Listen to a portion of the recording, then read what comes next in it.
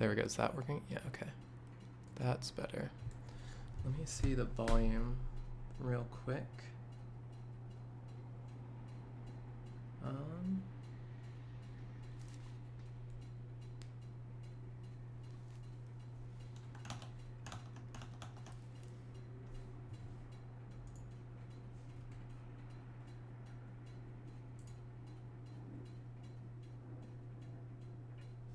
Hello, Jess.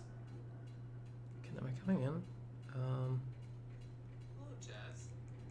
I don't know how loud that is. Is that good volume? I'm trying to like test on my thingy.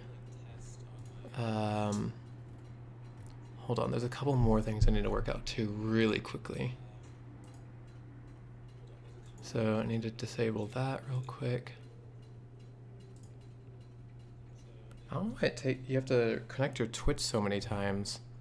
I figured out how to close the blinds behind me so I can actually do the lighting properly now. Streamer mode enable.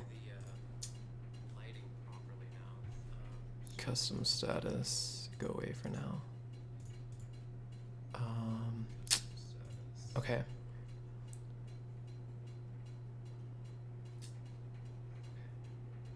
Maybe loud dramatic modes. Okay, I'll turn it down and I'll just keep that in mind. Thank you guys. Now how about the game sound? Let's see.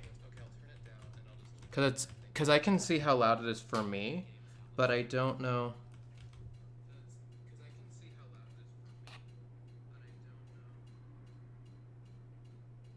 It doesn't seem very loud at all. Can you guys hear the little clicking? Like the little deet deet deet deet deet.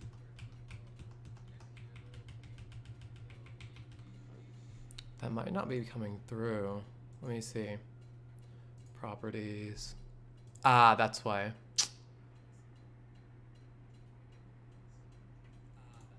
This should fix it. It was trying to use my wireless, so let's see. Is this better? Can you guys hear the clicking sound now? Should be. Yes. It is audible. Okay. Okay, let me turn it up a little bit then, just to make sure. Cause it's really low right now at 9%. Now is this better compared to my voice? I can also turn down my volume.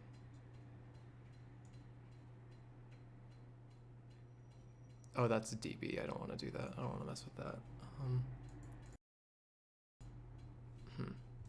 I think that's probably good. Turn up a little bit, turn the gain down. Okay. Okay. Gotta make sure the chat's here. Okay. Thanks everyone for the feedback. Yeah, it's just been a while since I've streamed, and getting the audio to work, I mean, like, to kind of go properly is a bit of a mess sometimes. But yeah, so I figured out how to do the blinds like a week or two ago, so now the lighting won't drown out my camera during the day, so I can actually stream earlier. Obviously a time constraint is still a thing, but that's pretty good. I can't remember where we were at, honestly, I'm not gonna lie. It is a little loud for me, so I might need to turn it down a little bit. Tiny bit. Maybe I can turn it down for me, but turn it up for you guys. I think that's a thing you can do. Hold on, let me just figure that out a little bit. Properties. Turn it up a little bit. Turn that up a little bit. Maybe turn my gain down a little bit and turn the mic up a little bit. Oh, see, now that's supposed to be the... Okay, it's fine. As long as there's no issues. Like if there's any audio issues or it's like too quiet or my voice is, you know, too overbearing, just let me know. Okay, so we're on... Oh, I need to mute this now. It's probably giving double feedback.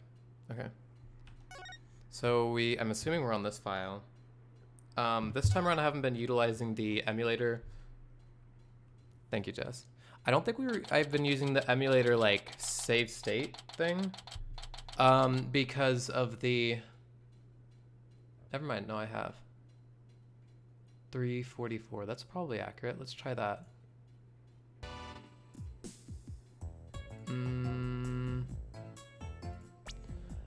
But I don't know if we're here. Let me just quickly, real quick, mute as I look at my last live stream to see if this is where we're at. I just want to make sure. I know there's a lot of technical issues going on right now.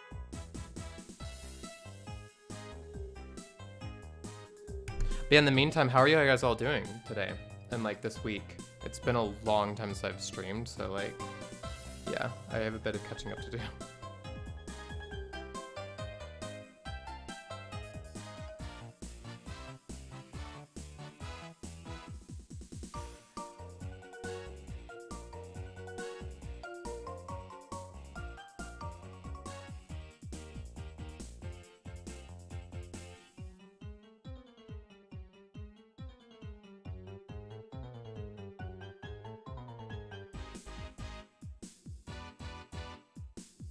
Okay, I checked. This is apparently where we're at. Just want to make sure. Good. Good. How are you doing? I'm doing pretty well, honestly. I'm not necessarily like, it's not necessarily like one of those days where you're like, oh dang, I'm in a really good mood, but I'm in a like neutral / good mood. I had 2 exams this morning, so I kind of wanted to stream afterwards as kind of like a reward for it. But I actually felt like the exams went pretty decently well. I was kind of surprised. So I'm glad to have those over with. It's a lot off my shoulders now. So yeah, that's kind of where I've been at. My leg's getting better. I'm walking on my foot. So people who didn't really know, basically I think I tore my ligament under my knee, but I'm not sure anymore because, you know, the doctors were like saying, oh yeah, you know, that's where it is. But I said that to initialize. So it's not like I had any, you know, like, so they could have been just taking my word for it, but whatever it is, it's been making it hard for me to walk. So I've been walking flat foot now after I went to go see a massage therapist. So that's good. Okay, let's just get back right into it, honestly. Now that the secret's out. Have there been any problems now that everyone here knows you're a girl? No worries there. I discussed the matter with Professor Court some time ago. I told her I wanted to let everyone know I was really a girl. Yeah, exactly, slowly but surely. And I still need to go see the acupuncture. My therapist is like, do it as soon as possible. So like, she's like, do it down into basically where I'm living. And I'm just like, I don't know, during the semester, that's just gonna stress me out. I don't know if I can take the time. So I'm gonna try to forestall that till after school. I know she said do it as soon as possible because I have an issue with my sciatic nerve system, evidently, which is like, for those who don't know, like the waist down to your feet. And that's actually probably the answer to my leg problems before I injured my leg. I thought there was something nerval or skeletal, but that would explain it. So I'm probably gonna do that in May sometime and maybe go to physical therapy, but I don't want to start with that yet. I'm a little stubborn on it, but. And just today I found out that she spoke with the school administration on my behalf. Wow, they must really like you. I know, right? But now I can finally be myself here at school. I don't have to hide the fact that I love girly clothes. Oh yeah, so basically major development of this character last time was that they were like super presenting masculine and like, I'm a dude, I'm like the manliest dude ever. And then in court we proved that they're actually, this person is actually a girl. And, you know, I think there's some symbolism with gender and maybe trans stuff, but basically this character's now, you know, fully accepting their identity as a girl, and they're kind of liberated. Like literally there were like some shackle or like some not chains but like some brace on the arms or something, and they finally took off, so it was kind of cool. Yeah, I think so too. And Jess, I don't know if I can't remember if we've talked about acupuncture yet, if I've talked to you about it, like what the massage therapist recommended, if you've done have had acupuncture done, but I hear it's like mildly painful, just feels weird. So it's like, I probably shouldn't be worried about it, but you know, I've never gotten them before, so it's really easy for me to kind of feel, I guess, like off-put by it. But yeah. Okay, let's see. That's why, Athena, I simply must have this and this by any means possible. What? But this is evidence we need for the trial. Sorry, but no can do. Oh, don't be a party pooper, Athena. Come on, please. Pretty please. Stage costume related evidence taken in classic end justifies means style.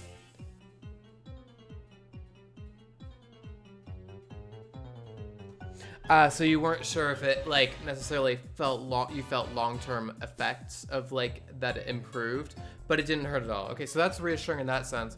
Kind of sucks that it didn't like wasn't a method that really helped. Was it ever like, did it ever feel like it was immediately helpful, or did like maybe at some later point, maybe, because I know with this kind of stuff it's hard to attribute one thing to one effect or one result. Like I don't know, I can never pinpoint stuff like that. But I'm just wondering kind of how that went, like the mix of, like, but it didn't hurt. Like I'm not like physically hurt, but like in this metaphor, like the sense like it didn't do any bad for you, which is I hope it didn't. Oh darn it. Anyway, thank you again, Athena. Thank you for revealing who I really am. I wanted everyone to know before the snitch got found out. Snitch? Sounds like a new lead. The snitch. That's probably so there's like a journalist on this campus who's like writing, writing basically like, not propaganda, I don't want to say that, but like stories, like kind of drama stories. There's a rumor going around that one of these students here's a snitch. Oh, never mind. I hear they're watching everything we do, our activities, our relationships, our interests, and reporting it all to one of the professors. Well, why would anyone do that? Officially, I heard it's to seek out misconduct among the student body, but rumor has it grades were being bought and sold through this surveillance work. Total corrupt city. I see, yeah, because you were doing a lot of things concurrently, right, through like, right, through, what did you say it was called, like physiotherapy? Yeah, there's no way really to figure out which ones to look at worked. I wish it was easier to do that, but at least physio was helpful. I'm assuming that's what, I think that's what you're talking about, like the mix of everything. So I remember you have been late for the, yeah, that you needed to go to physio. But I think I remember you talking about how it helped. Sorry, by the way, if my like, responses seem like kind of distracted. I also partially know that like there's some stuff I probably don't want to just bring up out in the open, you know, because there's a lot of stuff behind it. But yeah, but rumor has yeah, okay. That's bribery. The situation at Themis Legal Academy is worse than I thought. While all of this is important stuff, I still want to ask about that thing in the art room. I'll have to present some evidence to show her what I'm talking about, though. Oh geez, I didn't mean to hit that again. So thankfully this game has like a journal that like tracks what we need to be doing for the investigation, so we can actually look, so I don't have to remember everything about the school camera photo. So I can't remember what that was, but we'll find it in our bag. School camera photo, is it this one? Yeah, this one. Robin, I just remembered something I wanted to ask you. This photo shows a piece of art on the table. Do you know what it is? Whoa! Look at that unique artistic sense. This. Oh, they're doing this again. Whoops, my bad. Look at that unique artistic sense. It has to be one of Professor Quart's creations, man. Professor Quart's artistic sense. Quart's artistic sense. Professor Quart's artistic sense. That's a tough one. I'd say it's avant-garde and very eclectic.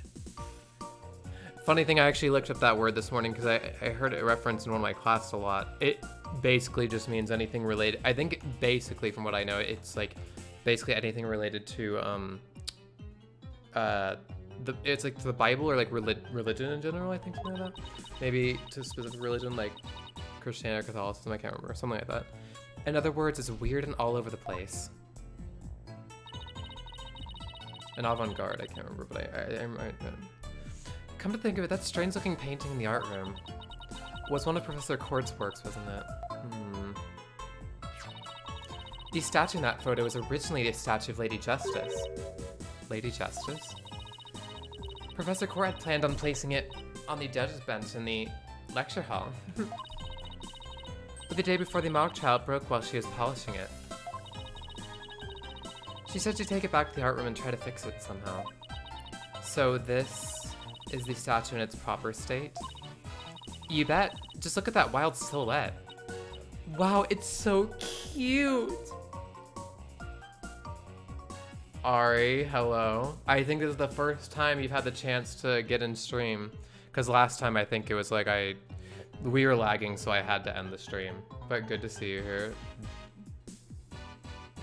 Also, no, you're a bigger dork. Hypocrite. Sounds good, Jess. Sounds good. I hope you have a nice meal, whatever you're eating. What are you eating, by the way? If, like, maybe when you're done. So, Ari, we're in episode 3 of this game, like basically halfway through. We're kind of towards the end of it, I think. We have, I think, one more trial day, so yeah.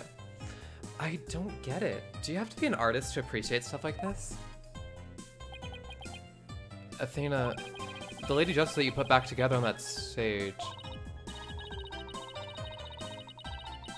I have my chat off to the side, by the way, so if I look off to the side, that's why, because I have my laptop there. So as long as the internet holds, I can do that. Oh, right. I didn't realize before because it was in pieces, but before it was smashed.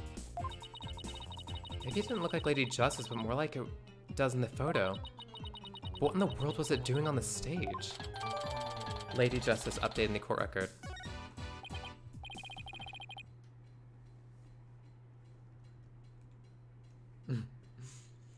Well, I think that about covers it. Okay, then how about watching the mock trial video with me? What do you say? Sure, sounds good to me. So, how do you want to watch it?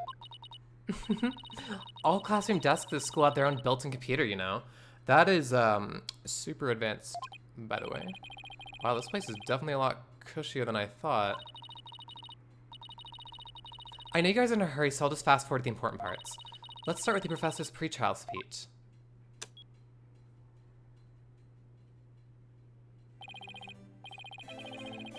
I'm assuming that I just forgot who they were talking about contextually. I think it's Professor Means, probably, so. Good afternoon. I would like to start by thanking you for coming here today. Okay, yeah. Oh, that sounds like Professor Means. The mock trial, the crown jewel event of the school festival, will begin shortly. Is the camera like this the whole time? Yeah, it's in a fixed position in front of the stage.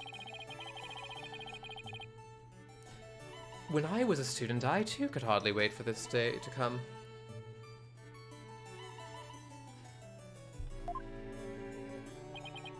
How come teacher's speeches always make me so sleepy? Yeah, let's just skip the end of this speech. Oh, dang. Now let the mock trial begin. Hey, what's the deal here? Why is Junie so large in this shot? Looks to me like she cut right in front of the camera. Yeah, that would explain it. Juniper was also in charge of the audio, even though she was already playing a part in the mock trial itself. Are you studying right now, by the way, Ari?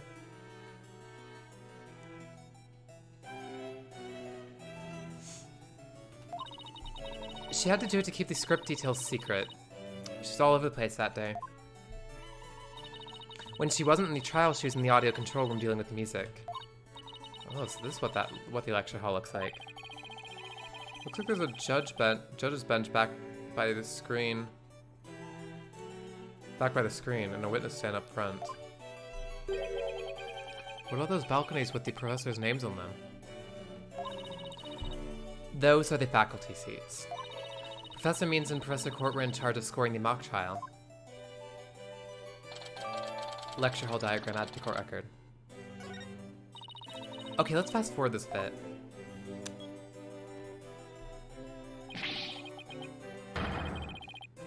And that's why the defendant is definitely guilty! Ah, that was me. Could you tell? Objection. A frail co-ed used her bare hands to stab a professor with an arrow? I don't think so. You read that line in the mock trial, Polyby. You made it sound kind of weird. Cut me some slack. It was my first time reading that script. I think Juniper's going to speak next. I didn't do it. I had suffered a breakdown and pretty much lost it.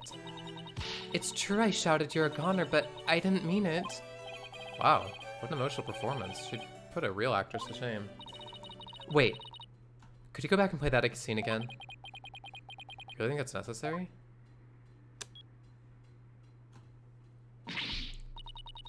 I didn't do it. I had suffered a breakdown and pretty much lost it. It's true I shouted you're a goner, but I didn't mean it. Stop. Did you hear that? I think you're onto something. Let's play that last part again. I don't follow. What are you guys so excited about? I think this piece of evidence should explain it. Time to show Robin a piece of evidence that links this line, the line we just heard, to the case. These games, by the way, for anyone who hasn't listened to these or played these games, a lot of these games or like any of them or listened to a lot of the soundtracks, they're remarkably good soundtracks. I listened to them quite a bit. This one being no exception. Oh right, because we have a tape recording revealing that a woman, supposedly a woman, shouted you're a goner in the murder scene shortly before the murder. Take that! I'm sure you remember this. It contains a female voice shouting a violent threat. I'll play it for you. You're a goner. The voice and performance do sound similar, but I can't believe this is happening. So the implicit revelation here is that this was fabricated to put suspicion onto Juniper because someone recorded this from the trial, that scene we just watched, and put it on a tape recorder or at the scene or whatever, and tried to submit that as evidence, saying that she said this at that she was at the murder scene kind of deal. It's just a possibility, but if the voice on this tape is really a recording, one made from the mock trial, but even that means this evidence was fabricated. They didn't get to do a voice print analysis in time for court today. That's why the gender of the voice became so important. And if the real killer had foreseen that gender would become key in today's trial, he would have tried to deflect attention away from himself by making the suspect female. Ah, that makes sense. If anyone has any questions about the plot, by the way, and are completely lost, just ask me and I'll try to summarize as best as I can. So basically, the only one with something to gain from doing this is our sole male suspect. Wait a second. No way! Professor Armin's credo, I don't know how you pronounce that, I don't see that word a lot, is the end justifies the means. So it makes perfect sense that a student who took those words to heart would fabricate evidence. We need to get that tape analyzed as soon as possible. Tape recorder updating the court record. Allow me to assist you with that. Prosecutor Gavin, at least make some kind of noise so we know you're there.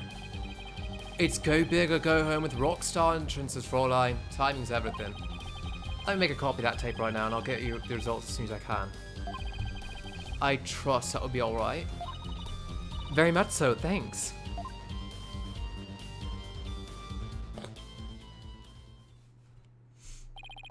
Well, Athena, it's almost sundown. Isn't it about time we head over to the detention center? I think Junie will agree that this is something that could prove her innocence, but will her heart really be open to accepting it? She had to have known this is what I'd find.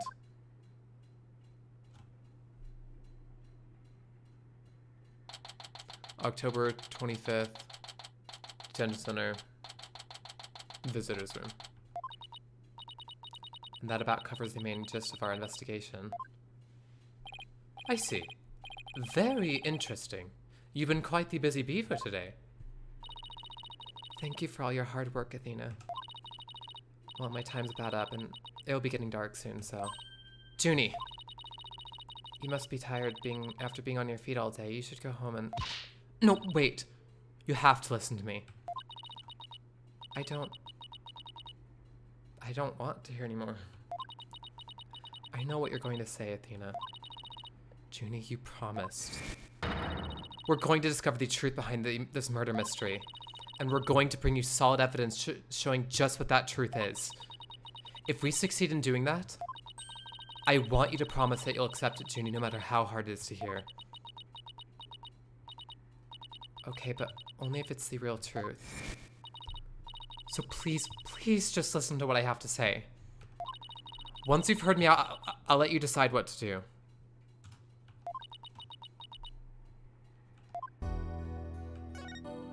Suspicions about O'Connor. The voice in this recording has been proven to be yours, Junie. And in the mock trial video, we can hear you reading your line from the script. We're having both of them analyzed now, but from what I can tell, the voices are the same. And Athena, our protagonist here that we're playing as, has very sensitive ears. She can hear like sound, not only like audio-wise, but she can hear like the emotions in people's voices. So I'm assuming she'd be a pretty good authority, or not necessarily authority, but like should be a pretty good test of voice comparison. And the only one who'd benefit from faking the voice recording would be Hugh. But that doesn't make any sense. I mean, Hugh confessed in order to protect me. This may sound strange, but his confession is a ploy to make himself look less suspicious. In other words, he was just pretending to protect you. Besides, his confession came after you and Robin had already confessed. If he hadn't confessed right then as well, wouldn't that have seemed a little suspicious?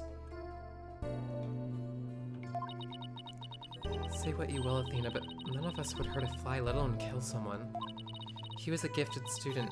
He gets outstanding grades and never causes trouble. Oh.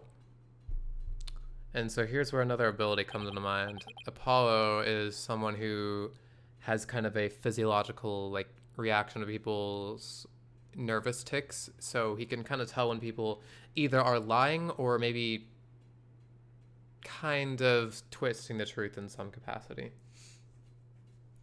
Wait, Athena? My bracelet reacted just now. It did? But why? Junie, can you look me in the eye and repeat what you just said? Oh, none of us would hurt a fly, let alone kill someone. He was a gifted student. He gets outstanding grades and never causes trouble. There it is. Now I'm sure of it. She's lying. So here we go, we're gonna use this. Okay. She seemed to grab her like hand in that moment, so let's kind of watch her wrist a little bit. Seems like at the never causes trouble part is the big one here. No, it's not on her hand. Oh, it's on her tie. Yeah, very sus. Very, very sus.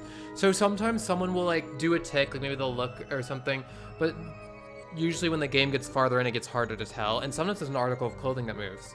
Sometimes there's some symbolic reason for it, which we'll see later in the game, for like why specifically that does, like that moves. But it appears whatever this is, I don't know if it's called an ascot or a tie, but whatever it is, it's moving. So, gotcha.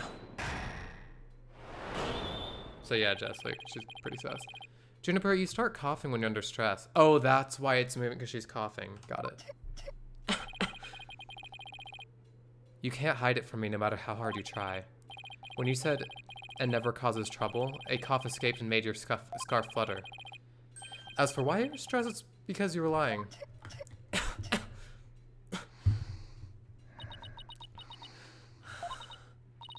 Junie, you're trying to hide Hugh's connection to this case, aren't you? And I believe that also ties a secret into a secret about yourself.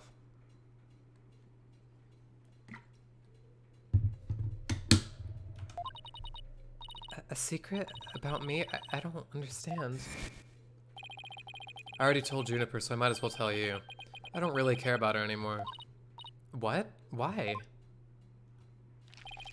Juniper's not all sunshine and rainbows like you think she is. Edgelord.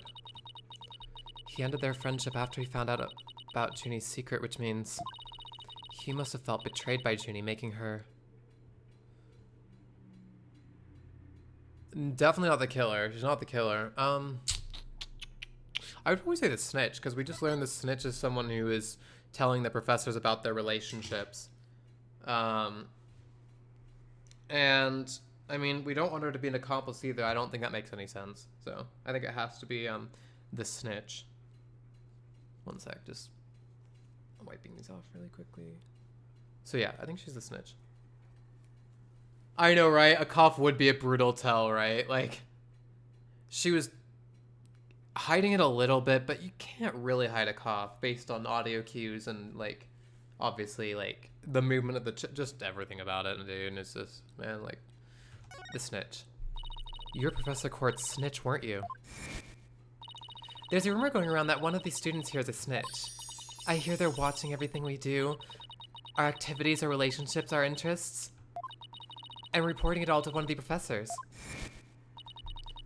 And while fulfilling that role, you learned something about Hugh you'd rather forget. I don't know what you're talking about. Junie, please, stop hiding things from me. I hate having to force things out of you like this. Looks like we're going to do this the hard way. Time to review the evidence and see if I can't prove my hypothesis. I must have something that proves Junie's the snitch and Hugh's connection to the case. Well, if we look at Court's planner, because it's like one of the last pieces of evidence that the victim, Professor Court, had, that gives us details about what she knew, what she was doing, and it's like a journal. Speak with Hugh O'Connor, so meet with Hugh about that report. So he's obviously related to the victim in some way, or at least he met with her. And, you know, perhaps this means that she's meeting with him because of something something Junie or Juniper said. So take that. Right here in Professor Court's planner, it says routine report. Oh, wait, where does it say? Oh, yeah, it does say that on the 22nd. I believe this is meant to mean when the snitch would report into Professor Court. I also believe Professor Court planned to meet Hugh in private based on the snitch's info. And from their meeting, Hugh must have put 2 and 2 together and figured out your secret. So you see, it all makes sense only if you're the snitch, Junie.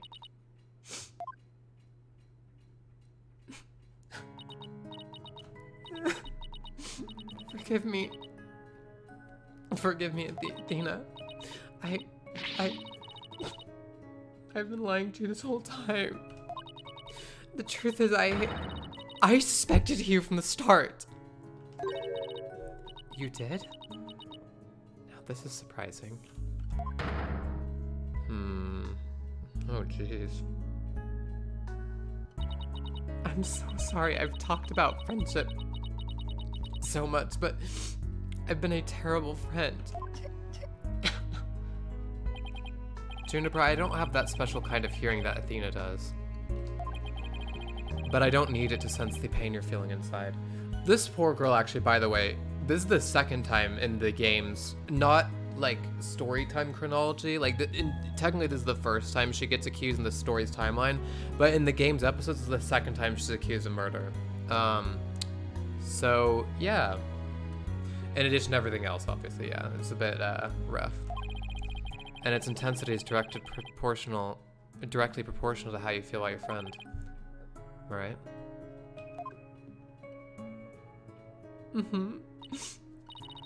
Apollo. Please, Junie, tell me why you suspected Hugh. I have a feeling that will be the key to getting to the bottom of this whole case. Suspicions about O'Connor. What exactly was your role as class snitch? Professor Court had told me how Academy alumni had strayed from the path of justice. The dark age of law, huh? She didn't want any more of our students going astray like that. But few others at the Academy shared her view. Yeah, exactly. Like, I think you're on it, Jess. Like her, just kind of what she says, her emotions. Also, her visual design is like just kind of screams innocence. She has a very different visual design in the first time we see her. She's literally dressed like Mother Nature, quite literally. Like, or at least, if I'm remembering the Mother Nature from, like, for instance, like The Year Without Santa Claus. Have you seen that? I think you've talked about how you've seen all like the claymation old Christmas stories, but she looks like that. She has like the weaved hat. She has like braided hair into balls on the side. She has like flat. Yeah, she's like totally. I thought her ideas were beautiful, though sad and unrealistic. She asked you to be her eyes and ears, didn't she?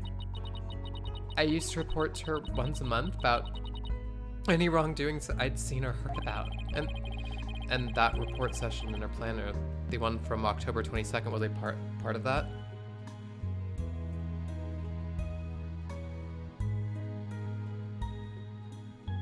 Yes. It's funny you should say that, just because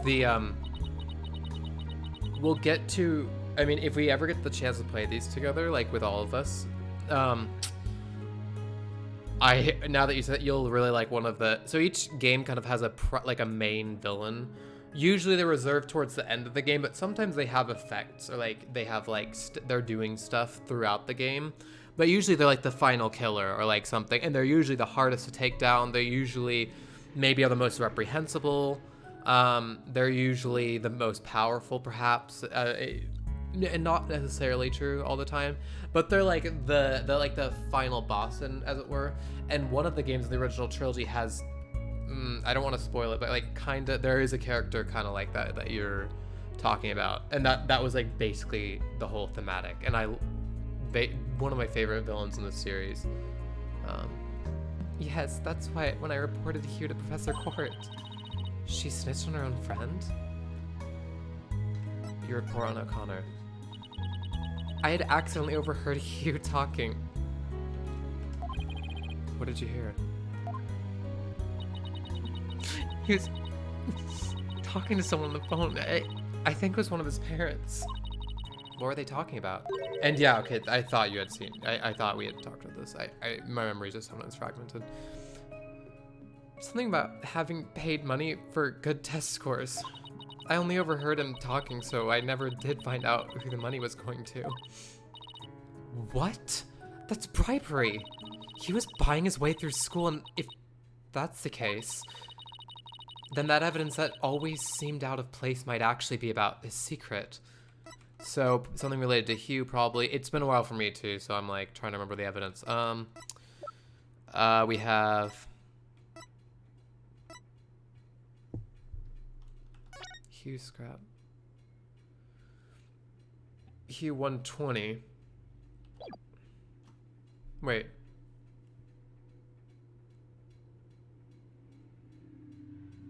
That always seemed out of place. I'm assuming it's that one. Yeah, because it has Hugh's name on it. It's related to Hugh. Not sure I can really find any other connection. Take that! Yep, okay. We found this while we were investigating the stage. It's got Hugh's name on it. I didn't know what the number meant at the time, but now that I'm hearing about bribes, it must mean that a bribe of 120 grand was to be paid in October. I was thinking $120, but actually 120 grand I guess makes more sense. But that's a lot of money for like grade bribes. Like, I don't know. What's more, take a look at this mark. That same mark is on the pages of Professor Court's planner. Hey, right. Wait, but why would Professor Court have that kind of information in her planner? You don't really think the person who was taking the bribe money was... It's just a possibility at this point, but it may indeed have been Professor Court. But doesn't that kind of defeat the whole purpose of like this whole thing of her like having someone to like scout out people and like trying to like not have people go to the dark side or whatever, like of like corrupt legal practice and philosophy? I don't know. That seems kind of contradictory to everything we know about her. But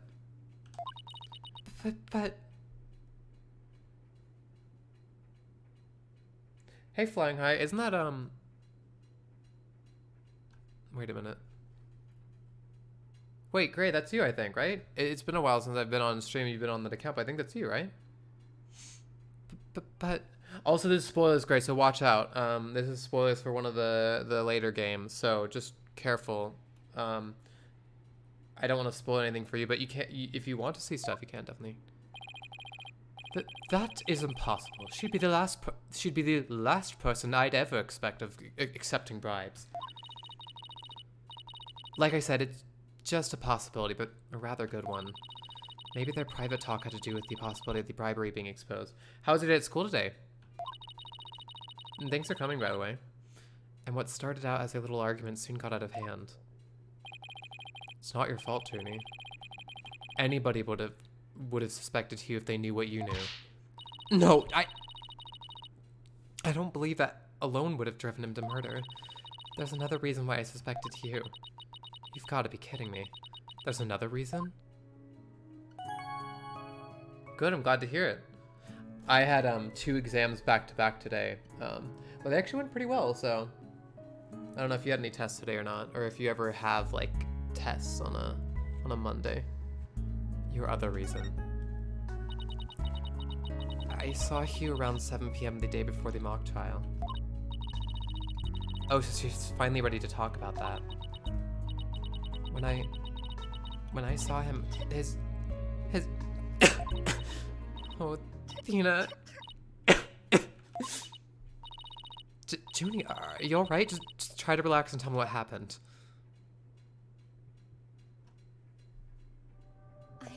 I never wanted to see what I did. But I'll have to live with it, won't I? In that hallway, Hugh's hands. His hands were dripping with blood. Well, that was, what the heck? Very strange.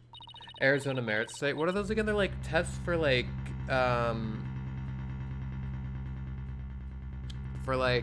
readiness or something, right? Or like, something. His hands were dripping with blood. What? But why? What am I going to do? Deep down, I know Hugh can't be the killer, but my mind keeps telling me he is. No matter how hard I try to convince myself he isn't. Oh, what am I going to do? Hugh, he's... I can't take this anymore. Tina. So she hid the fact that she had seen Hugh and said she went home at 6 because she wanted to avoid talking about what she saw. Junie, it must have been terrible holding all of that in. But it's going to be okay. I'll get to the bottom of this. And that's my promise from one good friend to another. It's the last week of merits. Gotcha. Yeah, these from this game and the game after this onward, there are cutscenes, like full on like animated cutscenes for the stuff they're talking about, which is kind of cool. Yeah. I'll be defending Juniper tomorrow, if that's okay with you, Professor Means. My main concern is whether you can defeat that prosecutor, but I won't try to stop you. I will be watching from the gallery, and shall look forward to seeing what sort of results your methods can produce. Dude, this guy is like uncanny valley, like creepy vibes. Very creepy vibes. Like, what is that? That's like creepypasta stuff. Good luck tomorrow. Now, if you would excuse me. Tina, I'm sorry, I really mean it. I wish I had trusted you from the start. You have to uncover the truth tomorrow. I know you can do it. Don't worry. We already know that the prosecution's key piece of evidence.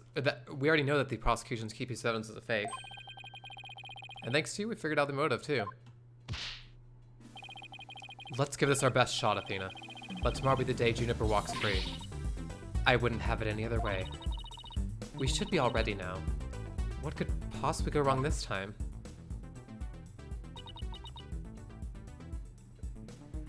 Still.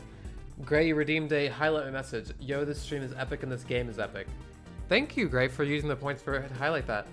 I think you'll really like it when we get to it, Gray. You'll really like this game. Because it's one of the newer ones and there's a lot of characters to kind of talk or look at. But no, things get exciting, so. But yeah, major spoilers ahead for this episode because we're going to the trial, but yeah. Still, there's a strange, uneasy feeling I can't shake. I'd better be imagining it. Let's hope we can resolve this. Jess agrees with you, Gracie. Plus, this character Athena is pretty fun to have narrate the show for a little bit as well. October 26, 9:45 a.m. You do that, Gray. Yeah, Gray drinks a lot of milk, which is good. Sometimes are you doing strawberry milk, Gray, this time, or just or I'll ask when you get back. October 26, 9:45 a.m. District Court, defendant lobby number 3. Were you able to sleep last night? Huh? Oh, sleep? Sure, I slept. For a grand total of 0 hours. Good morning, you two. You look like you're ready to put on a real show. Before you do, I have a good luck gift for you. The voice print analysis came back and the results couldn't be more clear. The voice in the mock trial video and the tape recorder are one and the same. In other words, the recording's a fabrication. Tape recorder updating the court record. The lab is continuing this study of the tape. So far, they found signs of overdubbing. It's going to take a bit longer to recover the audio that was erased. Who's there? Wait. Did you see who it was? No, I got a quick look, but they got away. I think it might have been Hugh. I bet he was eavesdropping.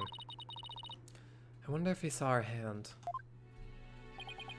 Oh, I'm sure he wasn't the only one just now. I bet Robin and Boxco were listening too. I'll make sure they don't make a run for it. This is my final gift to you. Okay. All that's left now is to reach out to the truth. Time for a mini Chords of Steel workout. I'm a Paul Justice and I'm fine.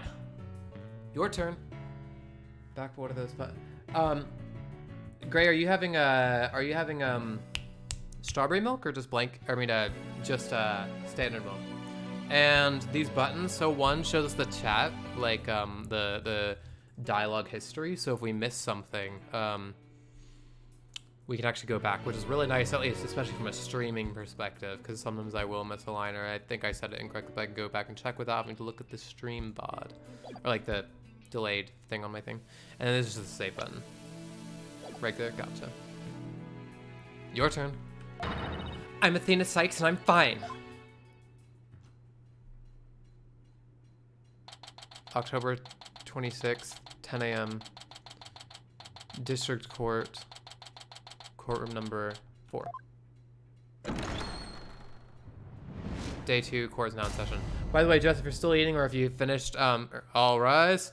What did you have? Or what are you having, maybe? Court will now reconvene for the trial of Juniper Woods. The Sykes Brigade is totally psyched. I mean, the defense is ready, Your Honor. The prosecution is ready as well. I mean, isn't that right? Prosecutor Blackwell?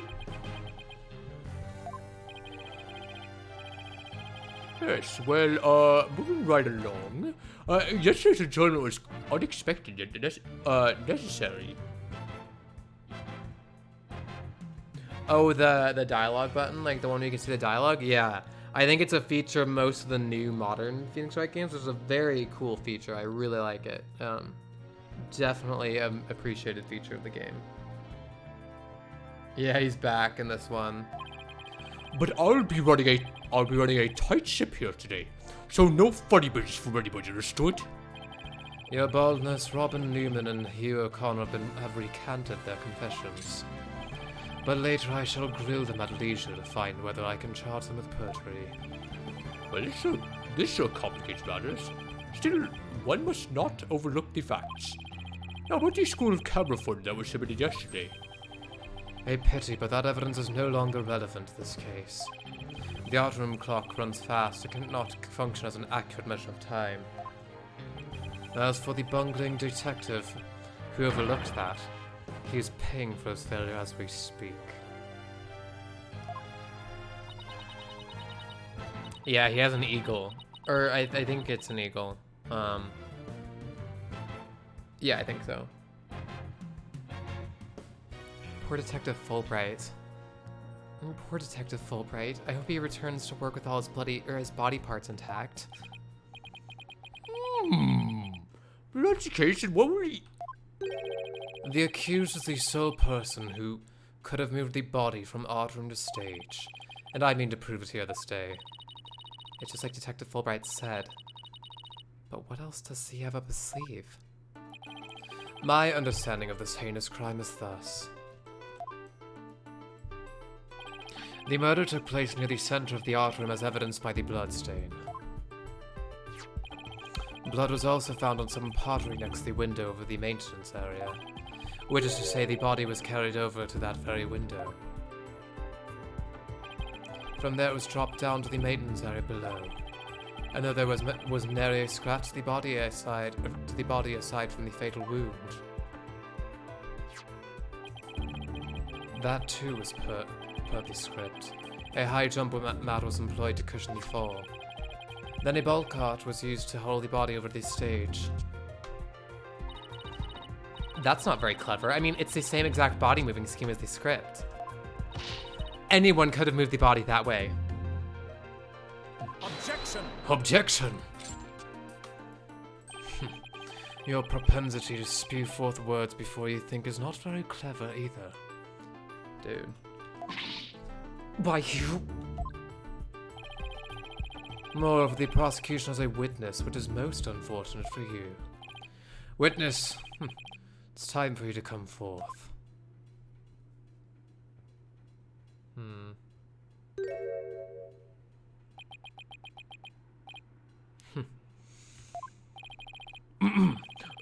Well, then, will the witness please state his name and occupation?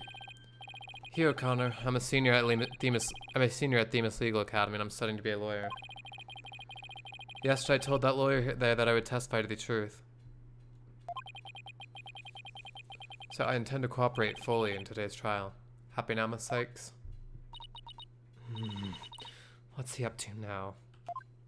The court appreciates your cooperation, Mr. O'Connor. Now, your testimony, please. Yeah, great. I know you liked the OG judge for sure. Witness testimony, what O'Connor saw. One moment, sorry. Okay. The lecture hall was packed before the mock trial, but the rest of the campus was empty. That's when I saw Juniper dragging a large mat from behind the stage. I was watching her from a vantage point between the stage and the maintenance area. She was heading towards me, so I assumed she was on her way to the maintenance area. But I didn't have time to stand around and see what she did after that. The real truth hurts so much, doesn't it, Miss Sykes? Dude, stop. Great. So, sorry, stream, whatever. I still need to figure it out. For whatever reason, I can't. I haven't been able to figure out the issue of the stream, like, whatchamacallit? Overlay showing the subs and like follows and stuff. But Gray just gifted a tier 1 sub to Katorin, which I'm guessing is Caitlin, because there's Kate. I know there's the Caitlin and Nick one. There's the Milk Duds and Fudge. So I'm assuming that's Caitlin's as well. So thank you, Gray. Thank you for gifting the sub. That's very kind of you. So 1 second.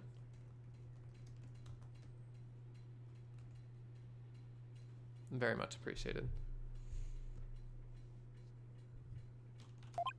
Or maybe you thought I was going to bring up something else entirely against your client. Never a snappy comeback when I need one. He's coming straight at us today using any means possible. To protect these students who had to climb up high when setting up the stage. A mat was brought over to the stage from the storehouse. Our client is the student council president. What's wrong with her taking it up upon herself to put the mat away after they've used it? Objection! Objection! Oh, there is plenty wrong. There's but one mat in the entire school that could cushion a fall from such lofty heights. Ergo, the mat in question was indispensable to moving the body. It sucks being the last to know everything. I think I get it now. The drag marks we saw behind the stage were made by the mat.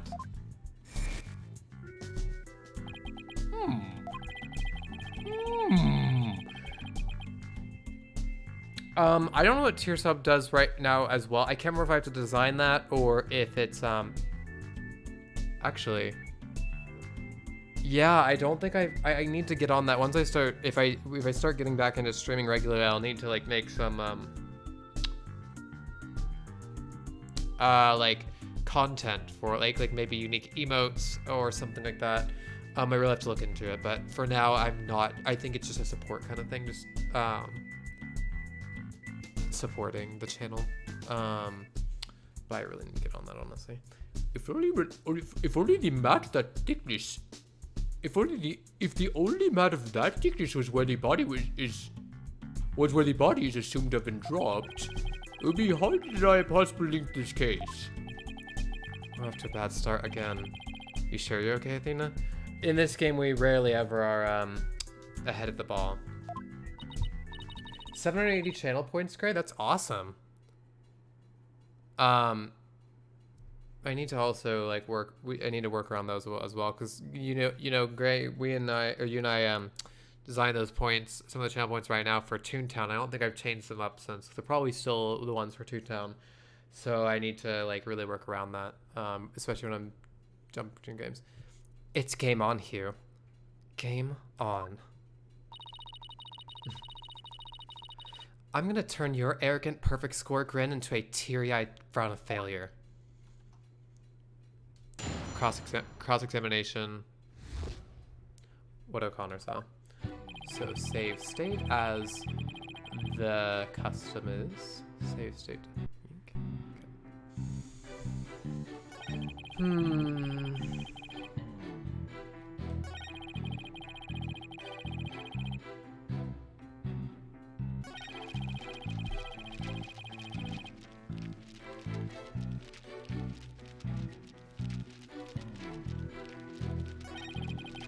Not enough time to stand around and see what she did after that. Hold it! Then it's entirely possible that someone else moved the body, correct? Objection! Are you mad or merely delusional?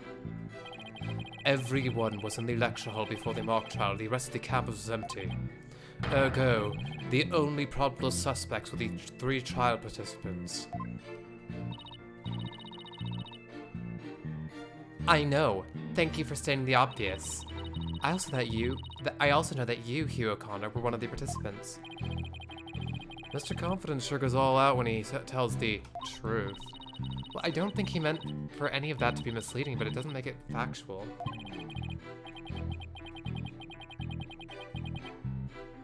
I actually don't have more than 2 monitors. I have my sorry, I forgot to clarify. So I actually have my laptop on the side. I have my chat open. So I have my stream open on my laptop, and I'm watching the chat from there, so I don't have to alt tab back into Streamlabs. Check.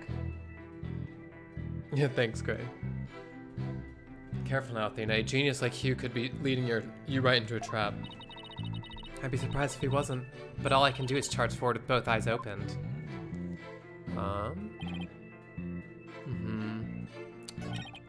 Wait a minute. The lecture hall was packed before the mock trial, but the rest of the campus was empty. Hold it! Hold it, hold it, hold it right there! What? I was just getting to the important part. Eager to unsheath your blade, Sykes Dodo. Your heavy breath heaves to where I stand. Objection! How rude! A human's breath doesn't travel anywhere near that far. So the only issue is distance? You're not denying that you're a heavy breather? I'm just saying that scientific studies have proven that it's not... Hang in there, Athena. No matter how many insults they hurl, it won't affect the judge's opinion of you. But what about my own self-esteem? Let's go back to what happened right before the mock trial.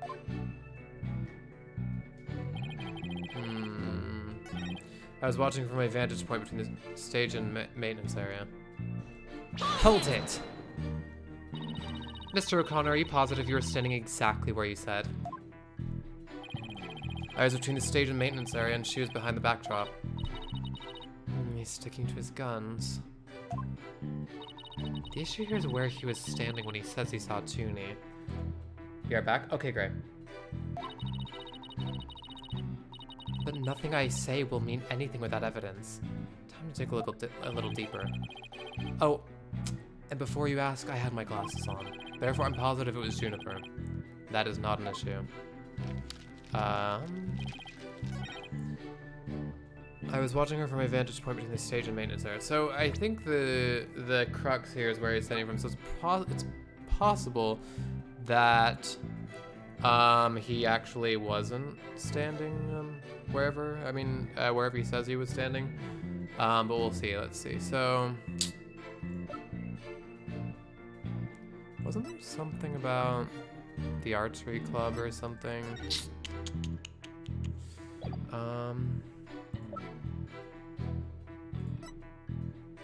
No.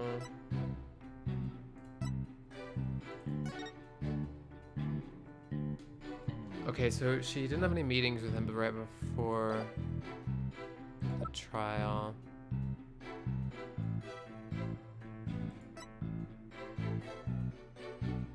From the stage in the maintenance area. So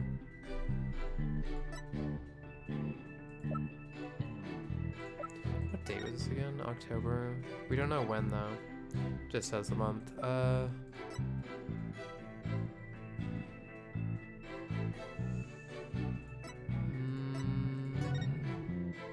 this wasn't the day of the murder. This was lecture hall diagram won't help us. I don't know if there's anything about this specifically that we can challenge right now. So let's keep going. She's heading towards me, so I assume she's on her way to the maintenance area. Hold it! You shouldn't assume anything. It only shows that you're not positive. Objection! Objection! Such wild momentum. Perhaps you were evading bowl in your past life. Objection! Don't compare me to some stupid farm animal. Hoy, Justice Dono. Our assertion is Juniper was simply putting the mat away. In that case, where would she be taking it? Oh, to this storehouse over in the maintenance area. Precisely. Therefore, there is naught wrong with the witness's judgment in this matter. It is your wild charges that are the issue here. Welcome back, Gray. But I cannot help it if you keep seeing red. He's going to get a face full of justice, Apollo style, if he keeps that up. Anyway, I saw her heading towards me, so...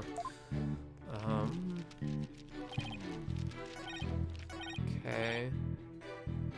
That's when I saw Juniper dragging a large map from behind the stage. Hold it! Our client was simply putting the mat away. It had nothing to do with this case. Objection! That is where you are wrong. There is but one mat in this entire school that could cushion a 3-story fall. Hence, the mat dragged by the accused was essential to moving the body. If we win this one, I promise to donate another thick mat to the academy. Now show me how to show you the truth. Wait. Now show me how to show you the truth. You'll have my full cooperation. That's a weird word sentence, but I think I get what he's trying to say. Okay, well, this is the last thing we could press on, but I want to look at the evidence one more time because I don't think there's anything about this that. Oh wait, let's see. I'm out later.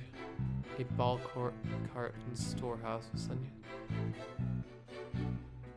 Wait a minute.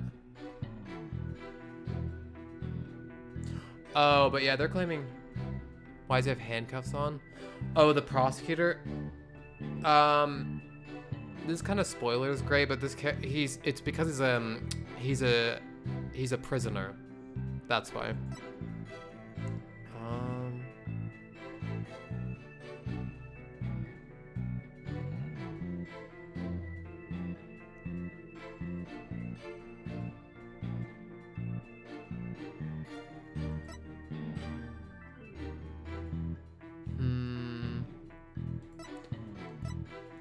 Only thing I can think of is the ball cart, but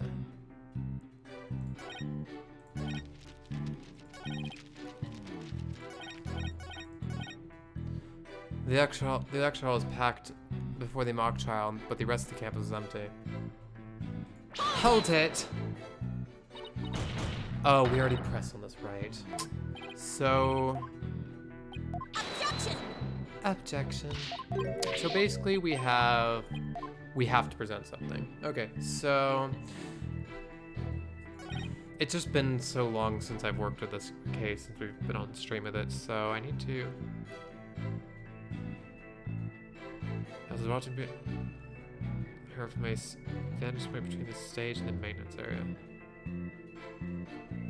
Hold it. I'm just gonna press one more time on this, not for the dial, but for the diagram. So.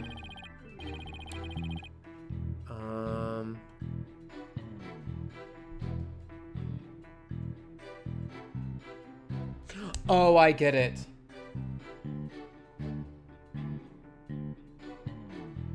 Oh, you're getting some homework done? Oh yeah, great. No worries, Jess. I hope you're able to get your stuff done. Thank you for letting me know as well, and just thanks for being here anyway. Like first, like straight up, thank you. I really appreciate it. It's always fun. I think I know what the contradiction is. So he couldn't have seen her from there because there was something.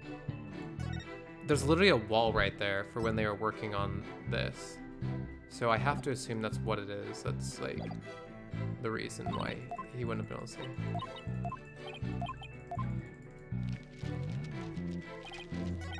I was watching her from my vantage point between the stage and the maintenance area.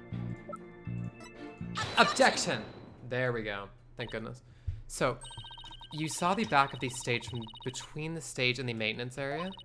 Well, let's take a look at this photo taken by a scuttlebutt, shall we? This photo shows the students setting up the stage the day before the mock trial. Or the night before. Do you see the big construction screen to the right of the stage in the background here? Why, yes. In fact, there were a bunch of those next to my house quite a few days ago, too. It was so noisy behind there, but I couldn't take a peek. Oh, how it piqued my interest. Exactly, Your Honor. You cannot see past such screens. That is their purpose. Now, let's see. How exactly is that screen positioned again? Aha! Since it was to the right of the stage, it should be right here. And from this vantage point, the witness claims to have seen her client behind the stage backdrop. Oh my, but the screen would have been completely in the way. That's right. Therefore, the witness couldn't have possibly seen our client from this point.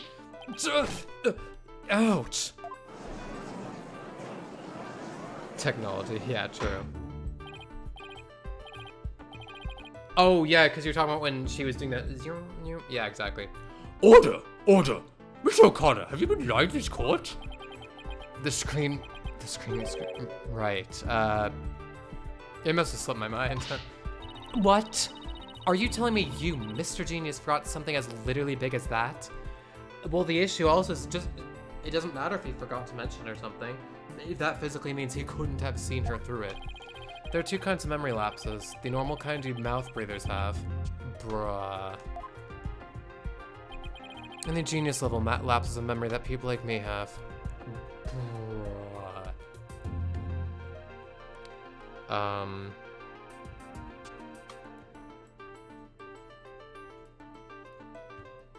Alright. Why don't you just admit that it was a normal, everyday brain fart already? Will you just now please restate what he remembers minus the lapses of memory? That's easy, I was on the other side of the screen. In other words, I witnessed Juniper from the stage side of the screen. Objection! You are testifying that our client was behind the stage. But need I remind this court the back of the stage is not visible from the front. To actually see our client behind the stage from the stage side of the screen, the witness himself would also have to be in the same area behind the stage. But in that case, our client would have definitely seen Mr. O'Connor. Ouch! Nice one. Good one. I know, right, Gray? Like, they just come up with literally anything random. It makes our job that much more difficult. But I guess it wouldn't really be a challenge otherwise, you know?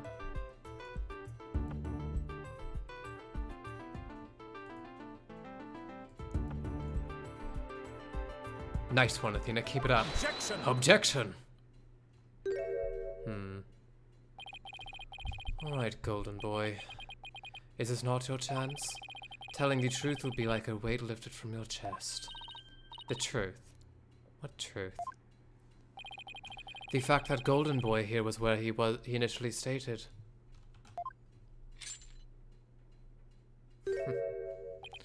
That is to say, he was between the maintenance area and the stage. Objection! But then the screen would have blocked his view of... Objection! Oh, hey, Dad.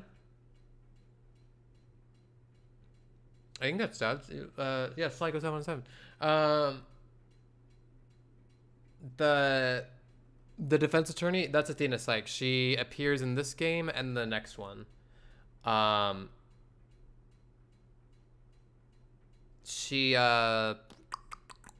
Yeah, she's introduced in this game, basically. This is like her first case we get to see her play as.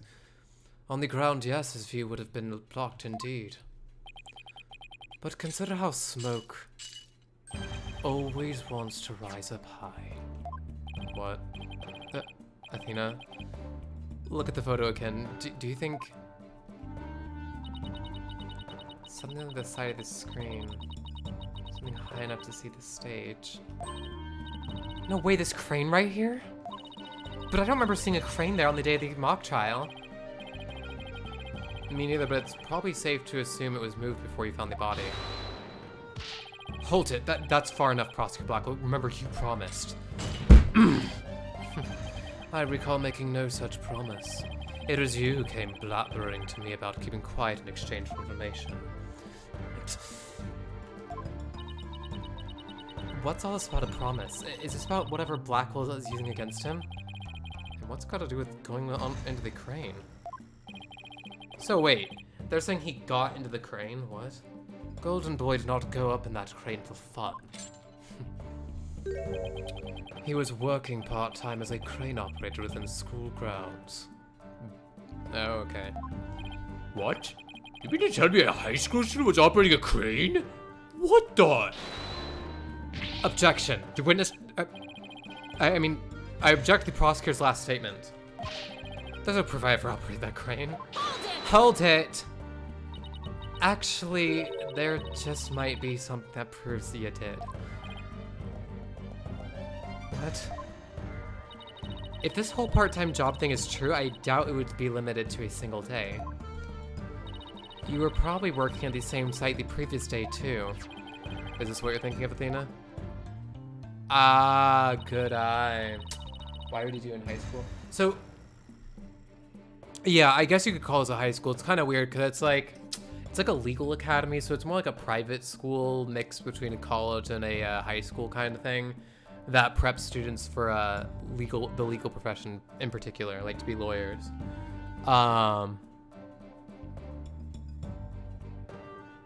Yeah, so I mean, he could have been doing that because he needs money for some context. And he probably didn't want people to know because it would hurt his image of being like a genius, you know, like perfectionist, because I don't know, it makes him feel lower or whatever for whatever reason. Yep. As the court can see, this photo captured the crane's operator. And if you look carefully, he bears a definite resemblance to Mr. O'Connor. Are you serious? It's ridiculous. How very interesting. Let's ascertain whether this is as ridiculous as the witness maintains. The defense agrees with the prosecution. Let's bring the facts to light. That's all very well and good, but just how do you propose to do that? The person in this photo has one really distinguishing feature. Ah, the scarf, I think. The red scarf around his neck. I'm not 100% sure, but it's at least worth a try. We can clearly identify the person in this photo as the witness by examining his fingerprints. Yeah, the other two. Or no, sorry, I mean his neck. His neck. Yeah, the other two. No, can't do that with the photo. The figure in this photo is wearing a very unique object around its neck. Why, yes, you can see right there. But then, are you saying you mean to... Mr. O'Connor's neck is almost entirely concealed by his tall collar. But that's exactly why I believe this warrants further examination. Nope, not a chance. That would be a blatant violation of my privacy. You're a disgraceful man. Now start unbuttoning that collar before I hack it off. Blackwell, I know, right? It's kind of a very unique name, for sure. Then again, a lot of the characters in this game series kind of do, like, Athena Sykes is the character we're playing as right now. Kind of a unique name as well. But yeah, I think it combines both black in the sense of like the symbolic imagery of like darkness, of maybe like kind of like that brings to mind like a dark past or dark or tragic events or something like that. Also, his visual design plays the whole black and white aesthetic quite cleanly. And then Quill, like, kind of probably referencing the quill he has in his mouth and the fact that he likes to associate with kind of like the imagery of birds. And, I mean, he has an eagle pet, too, so that's it. Yeah. What's the big deal? Now let's see your neck.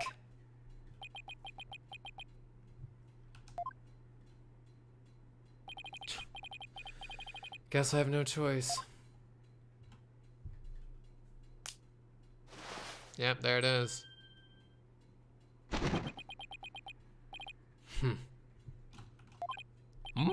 Oh my! So where'd you buy that neckband, if I might ask? I didn't buy it. It's handmade and there's only one like it in the world. Well, it sure looks like the neckband in the... Well, it sure looks like the neckband in the photo. Should we have the photo analyzed? You are one irritating lady. Fine, I admit it. I work a part-time construction job. It has nothing to do with our school. Operating heavy equipment's no big deal for a guy who can parallel park one-handed. Dude, this guy is like Bragg City incarnate.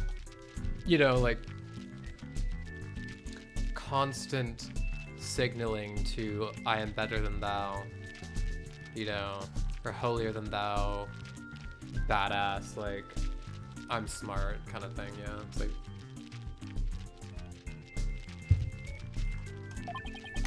but I never expected one of my jobs would take me to my own school. But when you factored all of the required tests and apprenticeship period... Yeah, literally. Wouldn't you have to be at least 20 to have a license for operating a crane? Ooh, getting called out. Oh, about that, yeah, you see, I'm a genius, so, you know, objection. Objection. Let us dispense with this inane charade, golden boy. Hold it. No, Prosecutor Buckle, please don't. High school seniors are 19 at most. Thus, they fail to complete the requirements. No. But that does not apply to you, does it, Mr. O'Connor? Why doesn't it apply? He's a senior, so he's around that age, right? No, don't. Actually, golden boy, here's 25. He took a 7-year break from school.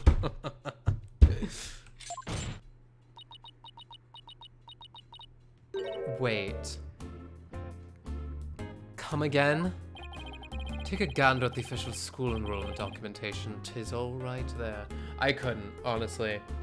I don't know if I could do that. Like, nothing against anyone of age is like, you know, of anything, but almost even getting the idea of getting held back even a grade to me was like, because you know, then you don't have your peers anymore. It's like you're older than it's just not all around good, in my opinion. Or at least for me, it wouldn't have been. I would not have liked that. So I could not imagine taking a 7-year break and coming back to high school, starting at 22. Ouch. 25? You mean he's A 21-year-old high school senior? A student? Well, actually, oh, you're right. For some reason, I was thinking 15, but that means he would be 22. Yeah, so, wait. So that means he was probably in, like, junior year or even senior year, and then he took a break for 7 years and then came back to, I guess. That seems annoying. Like, would you have to do all the other years again? I don't know how that would work.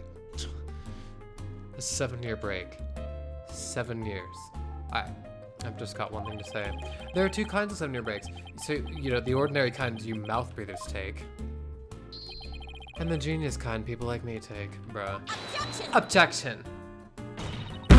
But a genius would quickly become a chore for a 7-year break. Yeah, I was gonna say that was worded weirdly. I think you have that backwards, Athena. Even geniuses make mistakes. I just happened to make mine only 7 years in a row. Only you could get away with using only like that. Enough of this jibber-jabber. Suffice to say, the witness was up in the crane when he saw the accused tracking the mat. The accused readied all she needed to move the body immediately prior to doing so. Yikes. Yeah, exactly, yikes. I mean, I guess in the positive way, props that guy for still being able to, you know, have that ego and, like, flaunt it around when he just got done saying that, you know? Like, but also, unironically, using the term mouth breathers is a little cringe. I'm not gonna lie. That much is clear. I see no need to deliberate the matter further. Considering the body was moved in the same manner as in the script, I find Prosecutor Blackwood's claim to be quite persuasive. Does the defense care to dissuade me? As long as a mat was used to move the body, Junie's going to be under suspicion.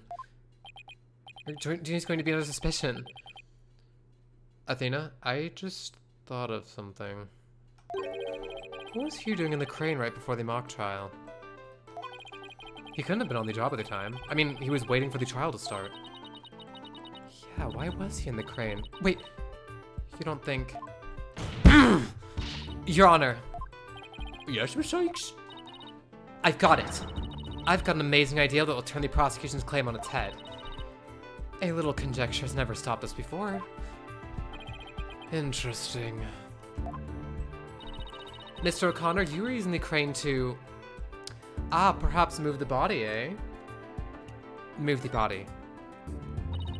The body was just like it was in the script, so it must have been moved like in the script too. At least that's what the prosecution believes. How simplistic, even foolish. Those are pretty strong words, Athena. You sure about this? The witness is a licensed crane operator, so he could have used it to move the body. Objection. Well, Golden Boy, care to chime in? I intend to say no more on the matter, save that this does not bode well for you. Wait, he's on my side this time, or is this another trap? 940 channel points? They were like 780 a second ago. 160? That's a lot in so short time. Nice. What's this? Dude, what? Isn't he like pointing that? That's the back end of the arrow, right? Because it looks like the point's at his teeth. How does that work? Is he shooting the with the I don't know. Or can he use a bow and arrow in one-handed?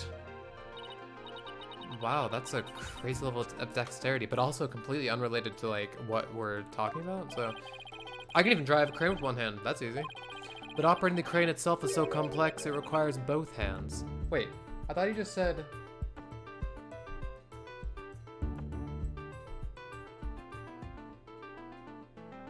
Oh, drive a crane, right.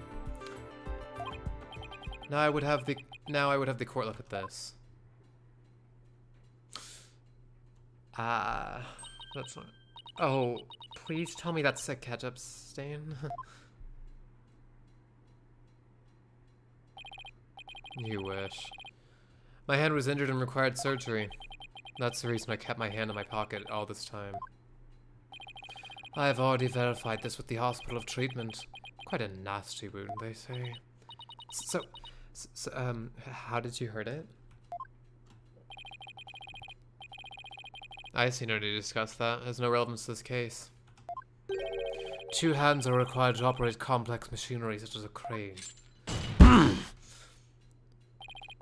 Ergo, on the day of the mock trial, the witness was incapable of moving the body by crane. Now I'm the fool? I'd planned on moving the crane the night before the mock trial, but then I got injured. So wait, wasn't he doing it in the photo? Ah, yeah. Wanting to keep my part-time job a secret, I had to do it just before the mock trial instead. Here I thought this was the big break we've been waiting for. Wait a minute. Did he just say that he did the job before? I thought he was just saying that he didn't. Oh, plan on moving it. Didn't he just say moving the... Oh, like the crane was probably dangled over the wall and then he wanted to move it out and then get... Yeah, okay. Because I was going to say, I thought he just said driving the crane, he could do it one hand as it. And here I thought this was the big break we've been waiting for. Now that the defense's sophistry is laid bare, I would have the court recall my claim. Recall my claim. The body was dropped out of a 3rd floor window to a match of the emergency area. Then a ball cart was used to move it to the stage. See? I've been paying attention. Okay. Where'd he get the bow and arrow? That is a good question. We don't know where he's keeping it, but apparently he's into archery, so like, I guess. Well done, your baldness. Now consider this. The accused was sighted dragging that mat, ergo it was she who moved the body. But there's no evidence for that directly. Well, I think you're on the right track, Athena. You do? Yeah. Juno remains a prime suspect if we assume the body was moved per her script.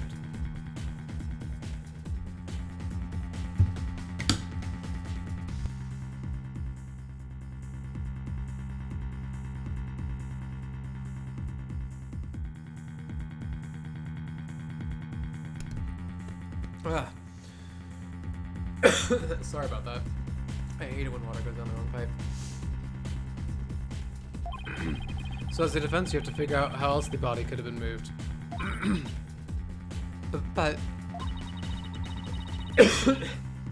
Sorry. Oh, is he telling me to think of another way besides the crane? Miss Sykes, if you have a counter argument score, we'd love to hear it, and if... Yeah, you're right. This is why he has to use the bow one-handed. So he probably already learned how to do so one-handed, but Especially now that skill comes in handy because of his recent injury. Sorry about that. If you do not, it is time for the verdict. Isn't that correct, Your Baldness? Objection! Objection! No, not yet. All I have to do is show that the body wasn't moved like it was in the script, right? Well, that would show that the man had nothing to do with this case. There is a sword of great renown that cuts down sophistic lawyers. Its name is Evidence. You don't scare me. For a smile, Athena, you can do it. What's wrong with your face, Athena? It's a weird mix of terror and creepy grin. Just focus on how the body could have been moved without it being dropped. How could anyone lower it without just dropping it? It's not like it could fly. Or maybe it could. After all, there is a way to zip between the art room and the stage. Oh, right, I'd forgotten that there's a wire that connects the stage and the art room, where the murder scene is, specifically for the purpose of moving the statue from the art room, like sculptures, over to the stage where it's going to be displayed. Someone could have easily used that thing. Yes, of course. Besides, Nicole would like to see what you have for us. All I have to do is show the tiniest shred of a possibility. The mountain ball cart weren't used to move the body. This is what was used. Where's a picture that depicts it? I think that, no, not these. Oh, wait. Yeah, this much of the wire. Take that! The key here is the thing that ties the art room and the stage together. Might I propose an idea? It might do you well to tie your lips together lest you further expose your ignorance. Bruh. Yikes. This isn't exactly the time for black comedy, Prosecutor Blackwell. Anyway, the court will recall the wire on which the school banner was hung. That wire was strung between the art room and the stage, which allowed students to run or reel in the school banner from the art room. The body could have easily been lowered down onto the stage via this wire. Nice. Sure, it could have been. Crazy things have happened in these cases. Objection! Spare me your armchair theories. This wasn't some kind of high wire tactic. The body surely would have fallen. And yet there are no signs of blunt force trauma. Objection! Oh, you surprised me, Prosecutor Blackwell. You didn't actually think I failed to account for that. I'm sure that's exactly what he thought. When we investigated the stage yesterday, the bottom part of the school banner had been tied into a pouch-like shape. And pouches are useful for carrying things. What do you think this one could have carried? Well, go on, please explain. The body was bundled into the pouch-like section of the banner and sent down the wire. The body would have been down on that stage in a flash, and there'd be no need for a mat.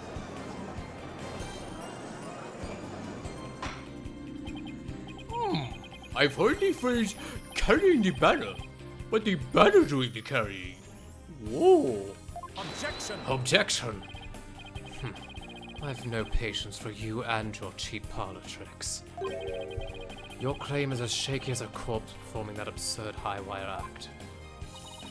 If you have an actual objection, then just come out and say it. I trust to recall the bloodstains left on the art room pottery. If the wire had been used to move the body, it would have to be via the window above the quad. The one with the winch. Edgy moment? True, this guy is very edgy as well. However, the bloodstained pottery was next to the window above the maintenance area. Ergo, the wire and banner had not at all to do with this case. Couldn't the pottery have been moved after the fact to, like, stage that connection, or to, like, kind of throw people off? But, you know, what do I know?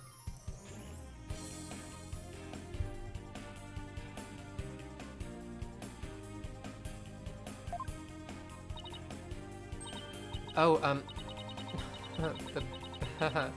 the bloodstained pottery. I remember that. This doesn't look good. We'll be back to the mat theory if you don't do something.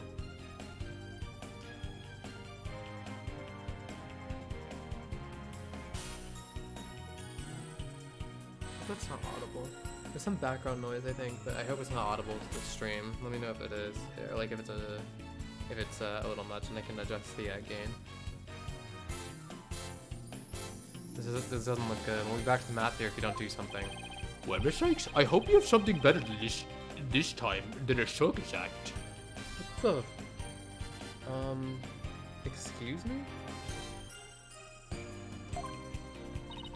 If my wire theory is true, then that blood on the pottery must not have been blood at all, probably. Well, actually, the victim's blood, it could have been blood. It could have been Hugh's blood. He was injured, was he not?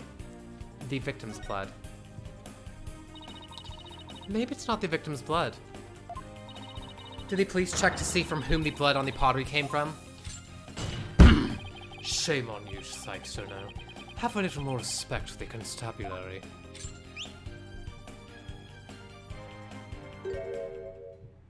Oh. Fulbright. Looks like they didn't check it. Don't let it get you down, Prosecutor Blackwell. Everyone makes mistakes. Spare me your cheek. We will know not either way till the tests are run. True, but in the meantime, I'm going to press my claim as far as I can. Your baldness, I demand that the blood on the pottery be analyzed this instant. Mm-hmm. Of course. It shouldn't take long to get the results back. That Gray is the detective in this game. His name is Bobby Fulbright. I'm not sure if he talks. He'll talk on stream in this episode. We'll see. Oh my, now what's quick? Or history if it turns out to be the victim's blood. Again, the pottery could have been moved. You never know, but please let it be someone else's. I have to be Hughes, basically. It seems the blood was not from the victim. Bonus. What? Furthermore, a comparison with other parties involved with this case reveals that the blood belongs to one Hugh O'Connor. Called it. Score!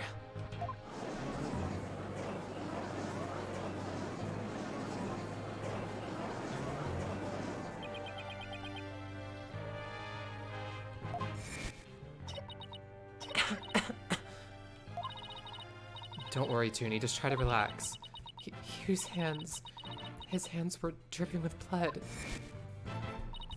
Your Honor, as we saw earlier, the witness's left hand had suffered a serious injury. He sustained the wound in a struggle with the victim and his blood got on the pottery. Then Junie saw his blood-stained hands as they passed each other in the first floor hall. It's the only explanation that covers everything. Objection! Objection! There's but one way now to turn aside her blade. But do not cast the blame on me. Your grudge was Sykes-Stoner, for it is she who... Your grudge was Sykes-Stoner, for it is she who forced me to expose your secret. Fine, whatever. Wow, how much dirt does he have on Hugh? The court will observe this odd-looking envelope. It was inside this that Miriam Scuttlebutt's script was found. Miss Scuttlebutts? But didn't the prosecution already claim that this envelope is the one that contained her script? Or this envelope is the one that contained her script? Circumstances have changed. You see, Golden Boy had hidden this from us all. Let's see here. My word, talk about the world's most painful paper cut! Ah, yeah. Indeed. You can clearly see that this envelope is not opened correctly. A powerful spring-loaded blade will shoot forth, leaving a horrible gash upon the hand. The only one who had been told of the correct way to open it was Cornstone's court. You really want to see my script that bad? Well, you better watch out. Read it without my permission and you'll wish you hadn't. Yikes. Miriam wasn't kidding when she said that. Isn't it like illegal to like rig envelopes and stuff like that? Like for harm? The blood on the blade is the witnesses. Our genius here tried to sneak a peek at the wrong script and paid for his foolishness. Ouch! This guy's the worst genius I've ever seen. Don't worry, Athena. The wound isn't that deep. The wound isn't that deep. We've still got the wire theory. Yeah, I've got it. Since the blood by the window overlooking the maintenance area isn't the victim's. Yeah, there's a character hiding in a cardboard box in this episode. It's actually like one of Mom's favorite characters. She really enjoys that character. She thinks she's really funny. There's no longer any basis for denying the body was moved using the Hawaiian banner. Therefore, the defense once again asserts just that. Hold it.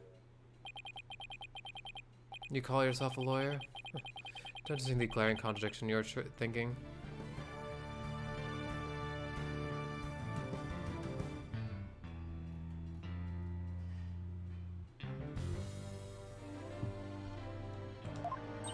Huh? The court would like to recommend you remind the witness that his words not to point out. And you. How can you adhere to such outdated beliefs? Whatever. It seems you've forgotten the two statues were on stage directly below the wire. A body sent sliding down that wire would have crashed into them. Can you explain that away? Well, I believe he's right. The statues and the wire are extremely close together. So the body would have collided with the statues? What if they did collide? Wait, that's it.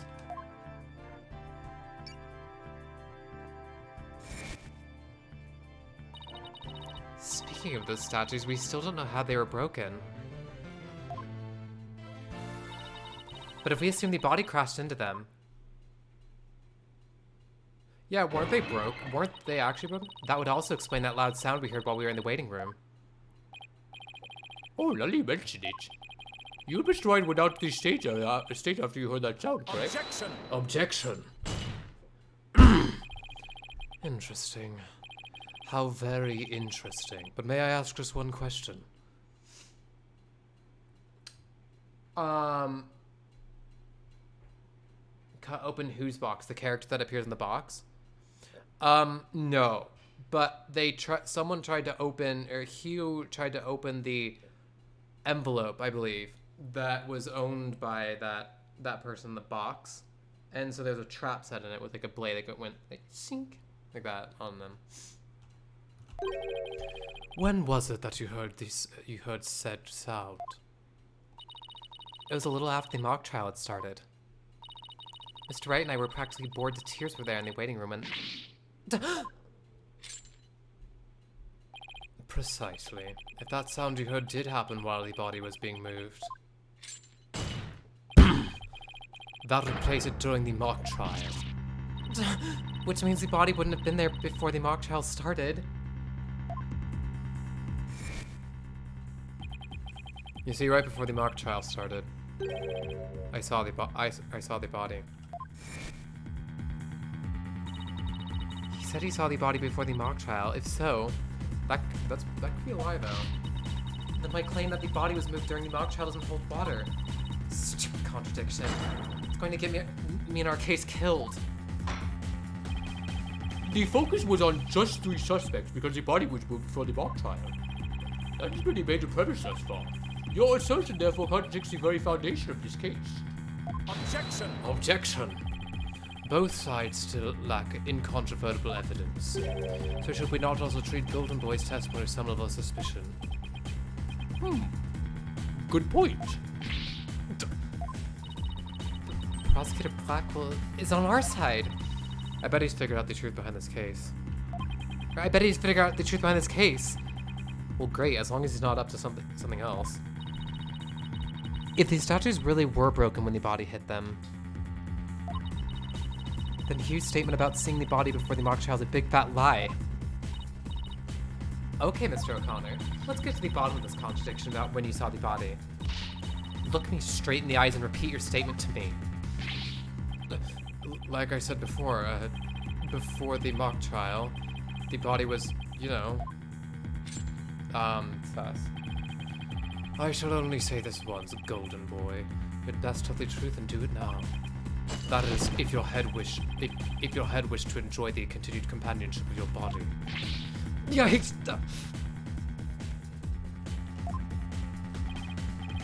Now out with it. Did you truly witness the body? Or were you just lying about it? Well, which is it?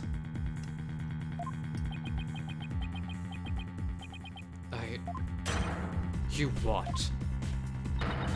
I never saw the body. Boom. Face. Are you sure about that? Light this court again, and I'll charge you with perjury. There was no body on that stage. I've been lying about this whole time. I'm sorry.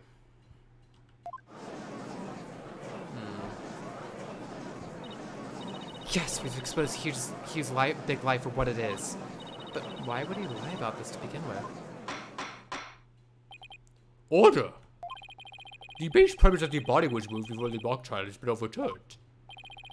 I imagine this has an impact on both the defense and the prosecution's case. Oh, shoot.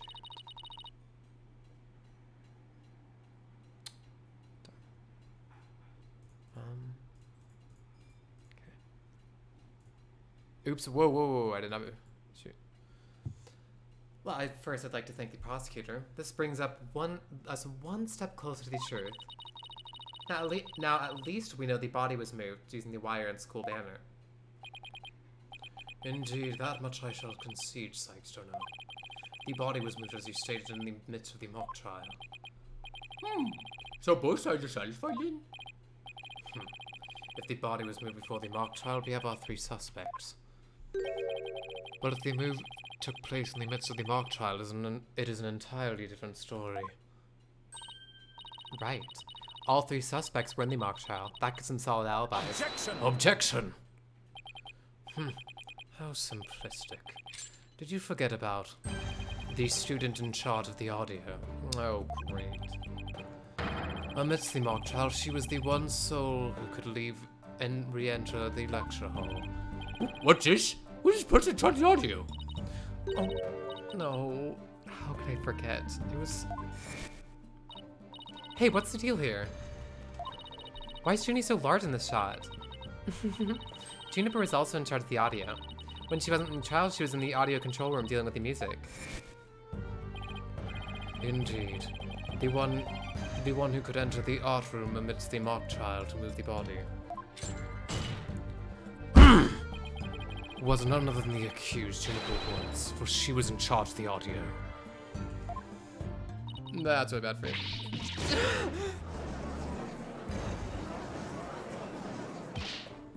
Why, yes, I see. That does make perfect sense.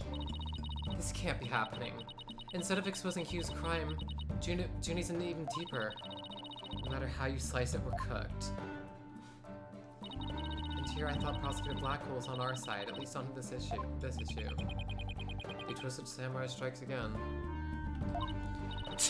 Twisted? It's more like Dirty Rotten. Your boldness. It is time to put an end to this farce. The prosecution has presented a quite convincing case.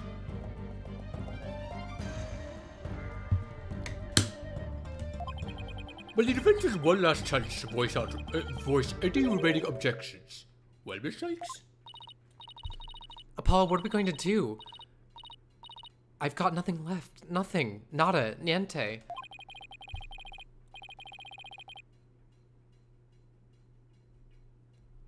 I'm not actually sure that's how you pronounce. Because nada would be none in Spanish. Hold on, let me pull up the pronunciation. I'm actually really curious. Yeah, because I think that's German, niente. Niente. Oh, no, it is niente. Never mind, it's not.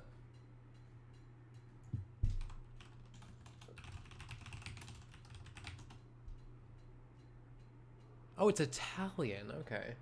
That would make sense. Your baldness. Yeah. This guy calls the judge your baldness all the time. Is that funny, Gray? I've been trying to think of something, but I'm trying to think of something, but I'm drawing a big blank too. Poor Junie. Unless we figure out something, she'll be... objection. Objection, well, I object to, oh?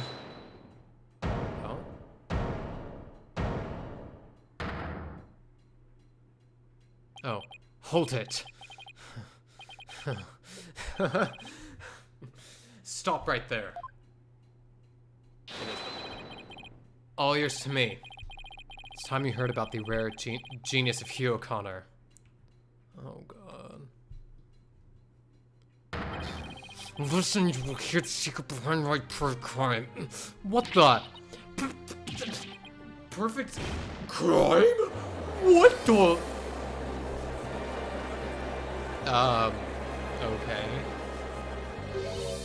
Wait. This is some serious deja vu. Didn't we just go through something like this yesterday? Yes. Yes, we did. This better not be another one of his enraging traps. The murder, the moving the body, the cover-up, it all sprung from my brilliant mind. Well, go ahead.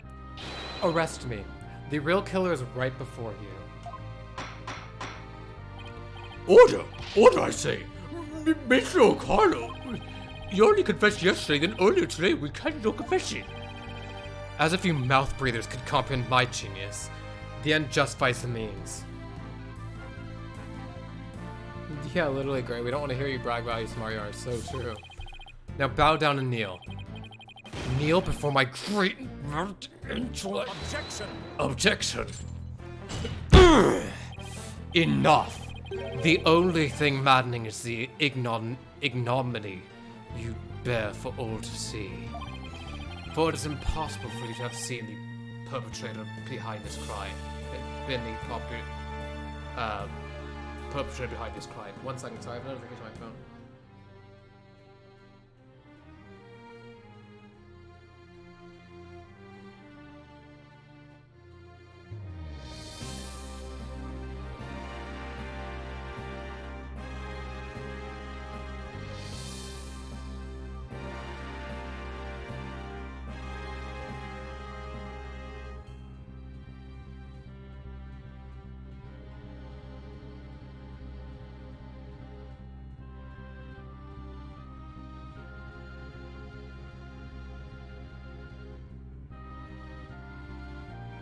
Sorry, there's an important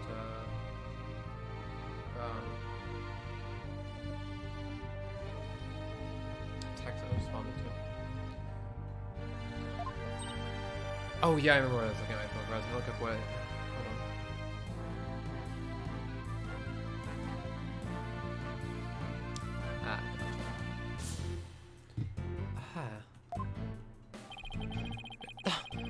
There is no perfect crime, only a perfect alibi for you at the mock trial. And it is silly that I must remind you of this, but you were a participant the entire time. There shall be no mercy if you persist in hindering this trial with your silly little act. He doesn't seem the least bit shaken by Blackwell's threats. Listen, Mr. Prosecutor, calling that a perfect alibi is beyond contempt. Your Honor, I'd like to take this opportunity to offer further testimony. I will now demonstrate the very moment of genius that transcended even perfection. Oh God. Witness testimony. Hughes confession. Hughes confession. You won't believe this, but I used a body double. What the? That wasn't the real me at the mock trial. That means I didn't almost lose. My body double almost did. I slipped out stealthily while my double took care of the trial. I'd be running the campus. In short, I'm the killer. Juniper's innocent. Bruh. Kind of actually a clever way of both, you know, selling out his, bailing out his friend and also advertising his genius. So, yeah, double bonus there. 2 birds, 1 stone. Every question I was hoping the defense and prosecution might help answer. Is it just me or does the witness's testimony make no sense at all? No, it's not just you, Your Honor. All I got from listening to that was a headache. Yeah, that was just plain weird. Especially the whole thing about a body double. Well, I'm feeling it's just not just me. Any prosecution? Your boldness. Summon an ambulance this instant. The witness is stark raving mad. If. Yes, I think that would be for the best. Now then, let's pretend that never happened and move on to my verdict. What the? Hold it. You people don't believe me? Well, it's not a matter of not believing you. It's more along the lines of questioning your sanity. Yeah, the funny farm just called. They want their genius back. Objection. Shut your pie holes. The intellect of a genius transcends even logic. Besides, don't you guys have that weird device for testimony like this? Objection! Objection. Wit's not a weird device, and I don't waste him on ridiculous testimonies. Easy there, Tiger. Think of it this way. We don't want a verdict to be passed just yet, so how about we give Widget a try? That's not actually a bad decision. Honestly, yeah. Well, this is against my better judgment, but I'd like to conduct a short therapy session. Yeah, literally. Your better judgment. I'm a judge that's far beyond mine, and yet I find it hard to say no. Prosecutor Blackwell, I trust you have no objections. Oh, Prosecutor Blackwell? The prosecutor said, rubbish. We will be out on a stroll. Then left with Detective Fulbright. Okay. How does he get away with stuff like that? Then our interpreter's meeting has no explicit objections. Alright, besides, you will proceed with your therapy session. I just love everything about this. Like, Taka, which is the name of the eagle, being on the judge's head. Probably one of the best parts about this game, honestly, not gonna lie. I've seen my fair share of crazy trials, but this one takes the cake.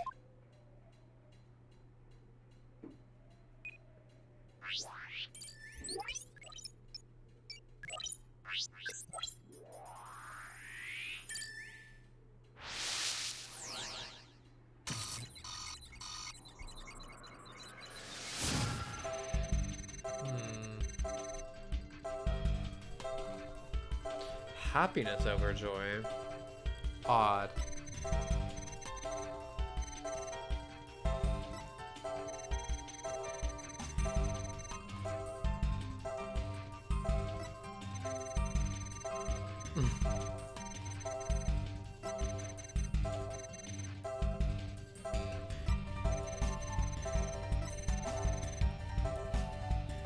Oh, that's cool imagery.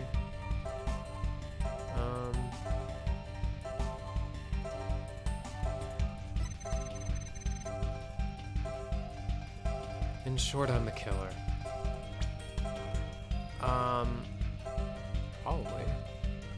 Well, I think so. I don't think he'd be happy about murdering her.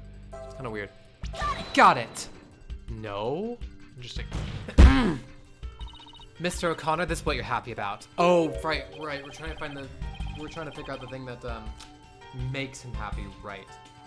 Happy? What are you talking about? I'm confessing to murder here. To call the grief I feel at the severity of my crime happiness. Oh, that's a mouthful of a sentence. To call the grief I feel at the severity of my crime happiness is insanity beyond mine. Oh, guess I got that one wrong. I pity you, mouth breathers. You should listen attentively to the genius of my confession. Okay, so then I think the clear source is here. Juniper's innocent. Got it! Mr. O'Connor, yesterday you said that you didn't really care about Miss Woods anymore. I already told Juniper, so I might as well tell you. I don't really care about her anymore. I'm just watching the time, probably gonna stop at the 15-minute of the hour mark, because I don't think we're gonna be able to finish this episode in this one stream, so I'll leave it to the second episode, but that means I also want to leave enough time for a second stream to like kind of fill out, and yeah, so in about 14 minutes I'm gonna call it. I already told Juniper, so I might as well tell you. I don't really care about it anymore. What? Why? Yeah, well, Juniper reported my secret to Professor Court. His secret? Oh, the bribe. She wanted nothing to do with me because I disappointed her. That's why I don't care about her anymore. I was never trying to protect her. My confession was always about one thing and one thing only. The truth. Objection! Objection! Mr. O'Connor, you feel great happiness in the fact that you might help set Miss Woods free. So much so that it had overshadowed all of your other emotions. What are you... I can hear it clearly now, Mr. O'Connor. The discord you've been trying to suppress. People don't normally feel like you do when you confessed. So Hugh really was trying to protect Juniper? Yes, I'm sure of it. Hugh's feelings for her are the real deal. Ah, only 10% reduction. That means there's much left to do.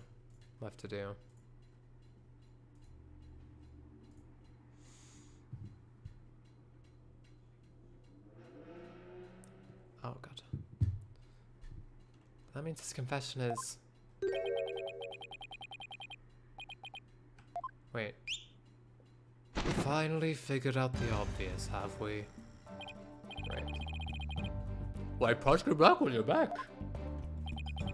The confession was naught but lies, save for the part about being in the mock trial.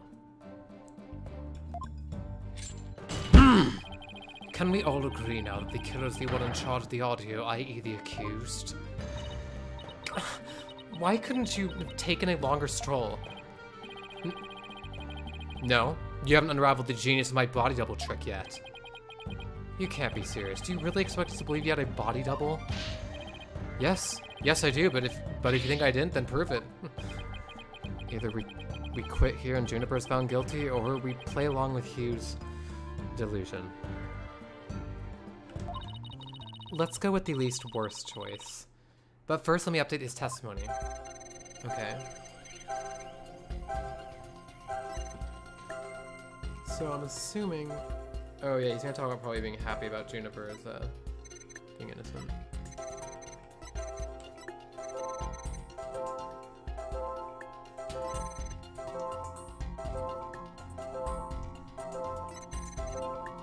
In short, I'm the killer.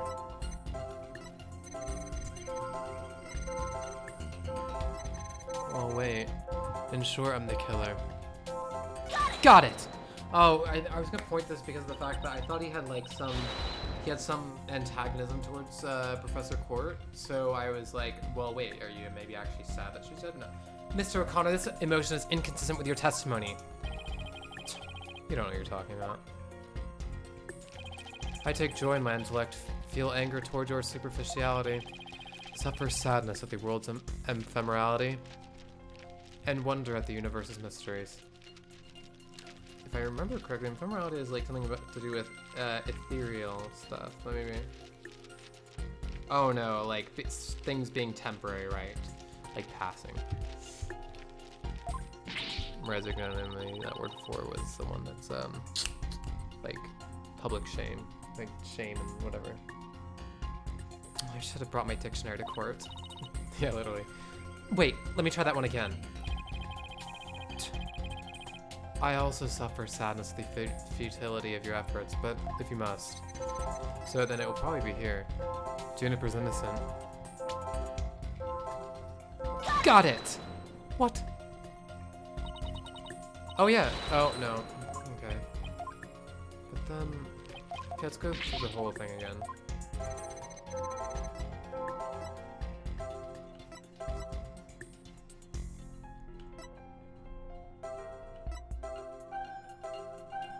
Oh, surprise here? Why? I missed that. I forgot. You won't believe it, but I used a body double. Got it! What? Okay.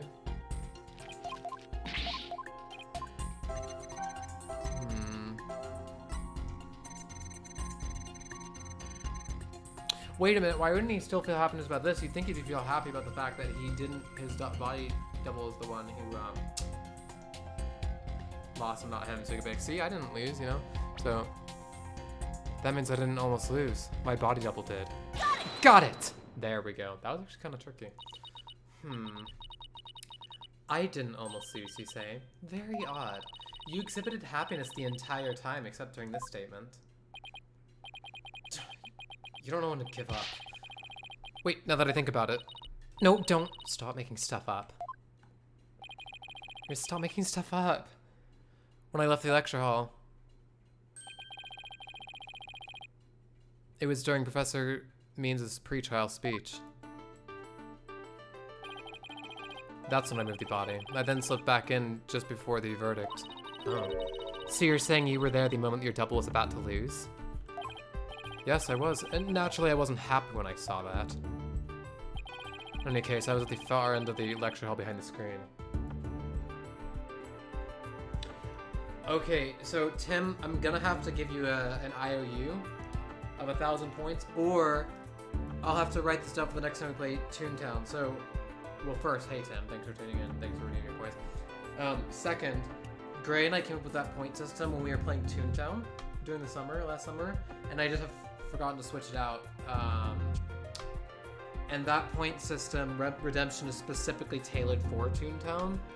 It's like a request for us to do a building, like a dungeon in Toontown, so I don't have a system in place for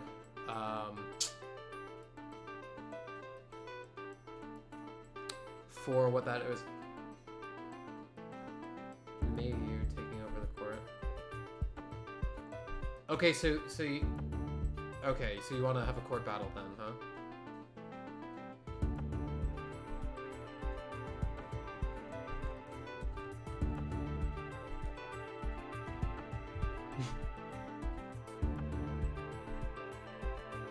Just know I'm the one with all the objections here, so, yeah. But no matter what happens in this stream, I will still make a note of it. And I will... In any case, I was at the far end of the lecture hall behind the screen. I figured no one would see me if I came and went through the doors there. Objection! Objection! That's my text version. Objection! You got overruled, by the way, I'm just saying. I figured no one would see me if I came and went through the doors there. Objection! Objection! Sykes-Stoner, how much longer will you indulge him in his charade? Well, it's true that none of the audience might see him go through either of those doors. The faculty seats at on the balconies are a different story and have a splendid view.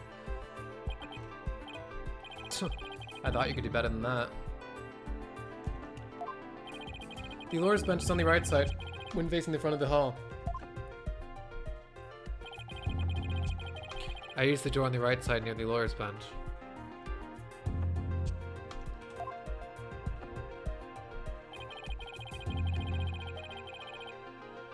That means my movements were only visible to someone on the left balcony seat.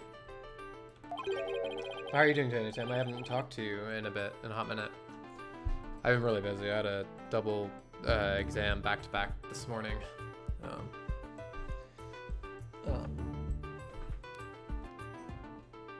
But yeah, I hope your day's been good. But that seat was empty at the time, which is only natural. After all, it belonged to Professor Court, and as we all know, she was already dead by then. How did that go? Well, actually it went pretty well. I was kind of worried about it because especially the first exam was my old English literature exam. and that would have covered content from basically a couple months ago, probably like mid to late February to now, and I don't know, I just felt like there's a lot going on. I actually think I did pretty well on it. It's open note, but it was only 15 minutes to do it, and we had to write an essay during it too, so. Oh heck yeah. What assignments did you have to turn in? Were they like projects or like reading assignments or?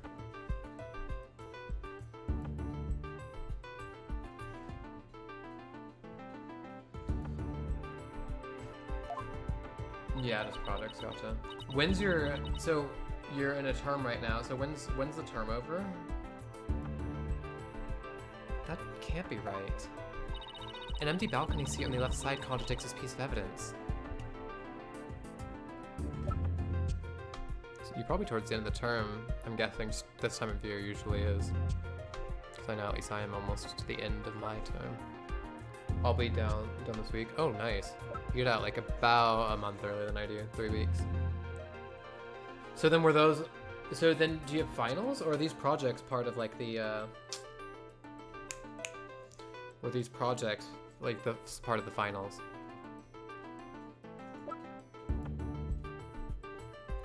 Contradicts the...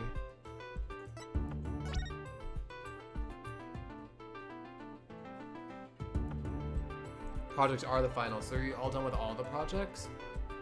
Or... Oh, you have a few assignments to hand in, right? So you're working on them right now, got it. Are you like close to finishing them? So...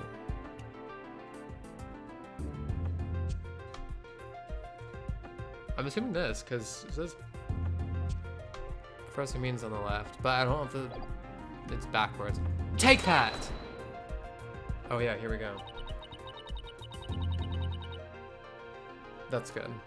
How long have you had to do, like, how long were they, like, when were they assigned at first, and like, or are these like for the whole term, so like you knew about them from the whole time and you like work it through at the term?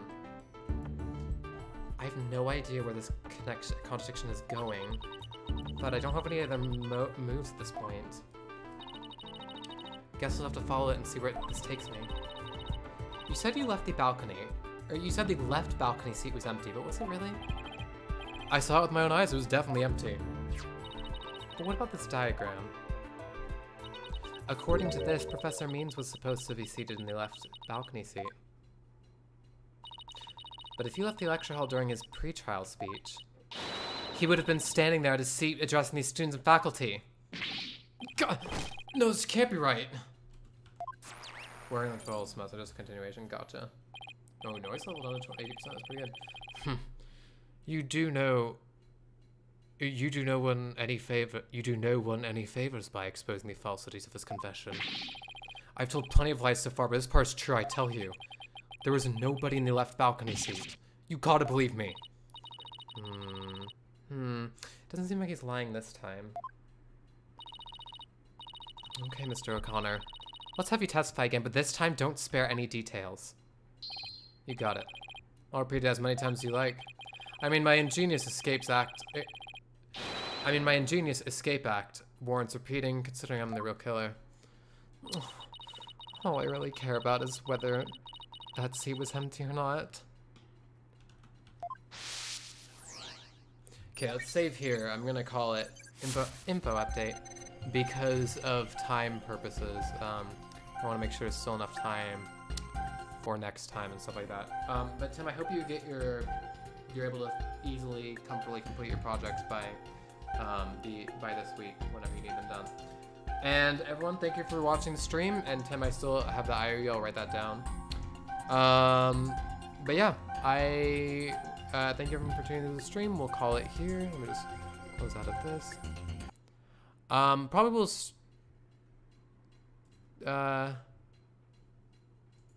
Probably will stream another time this week if time permits, or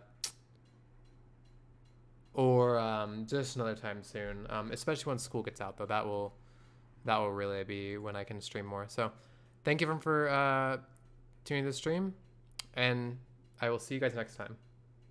Peace.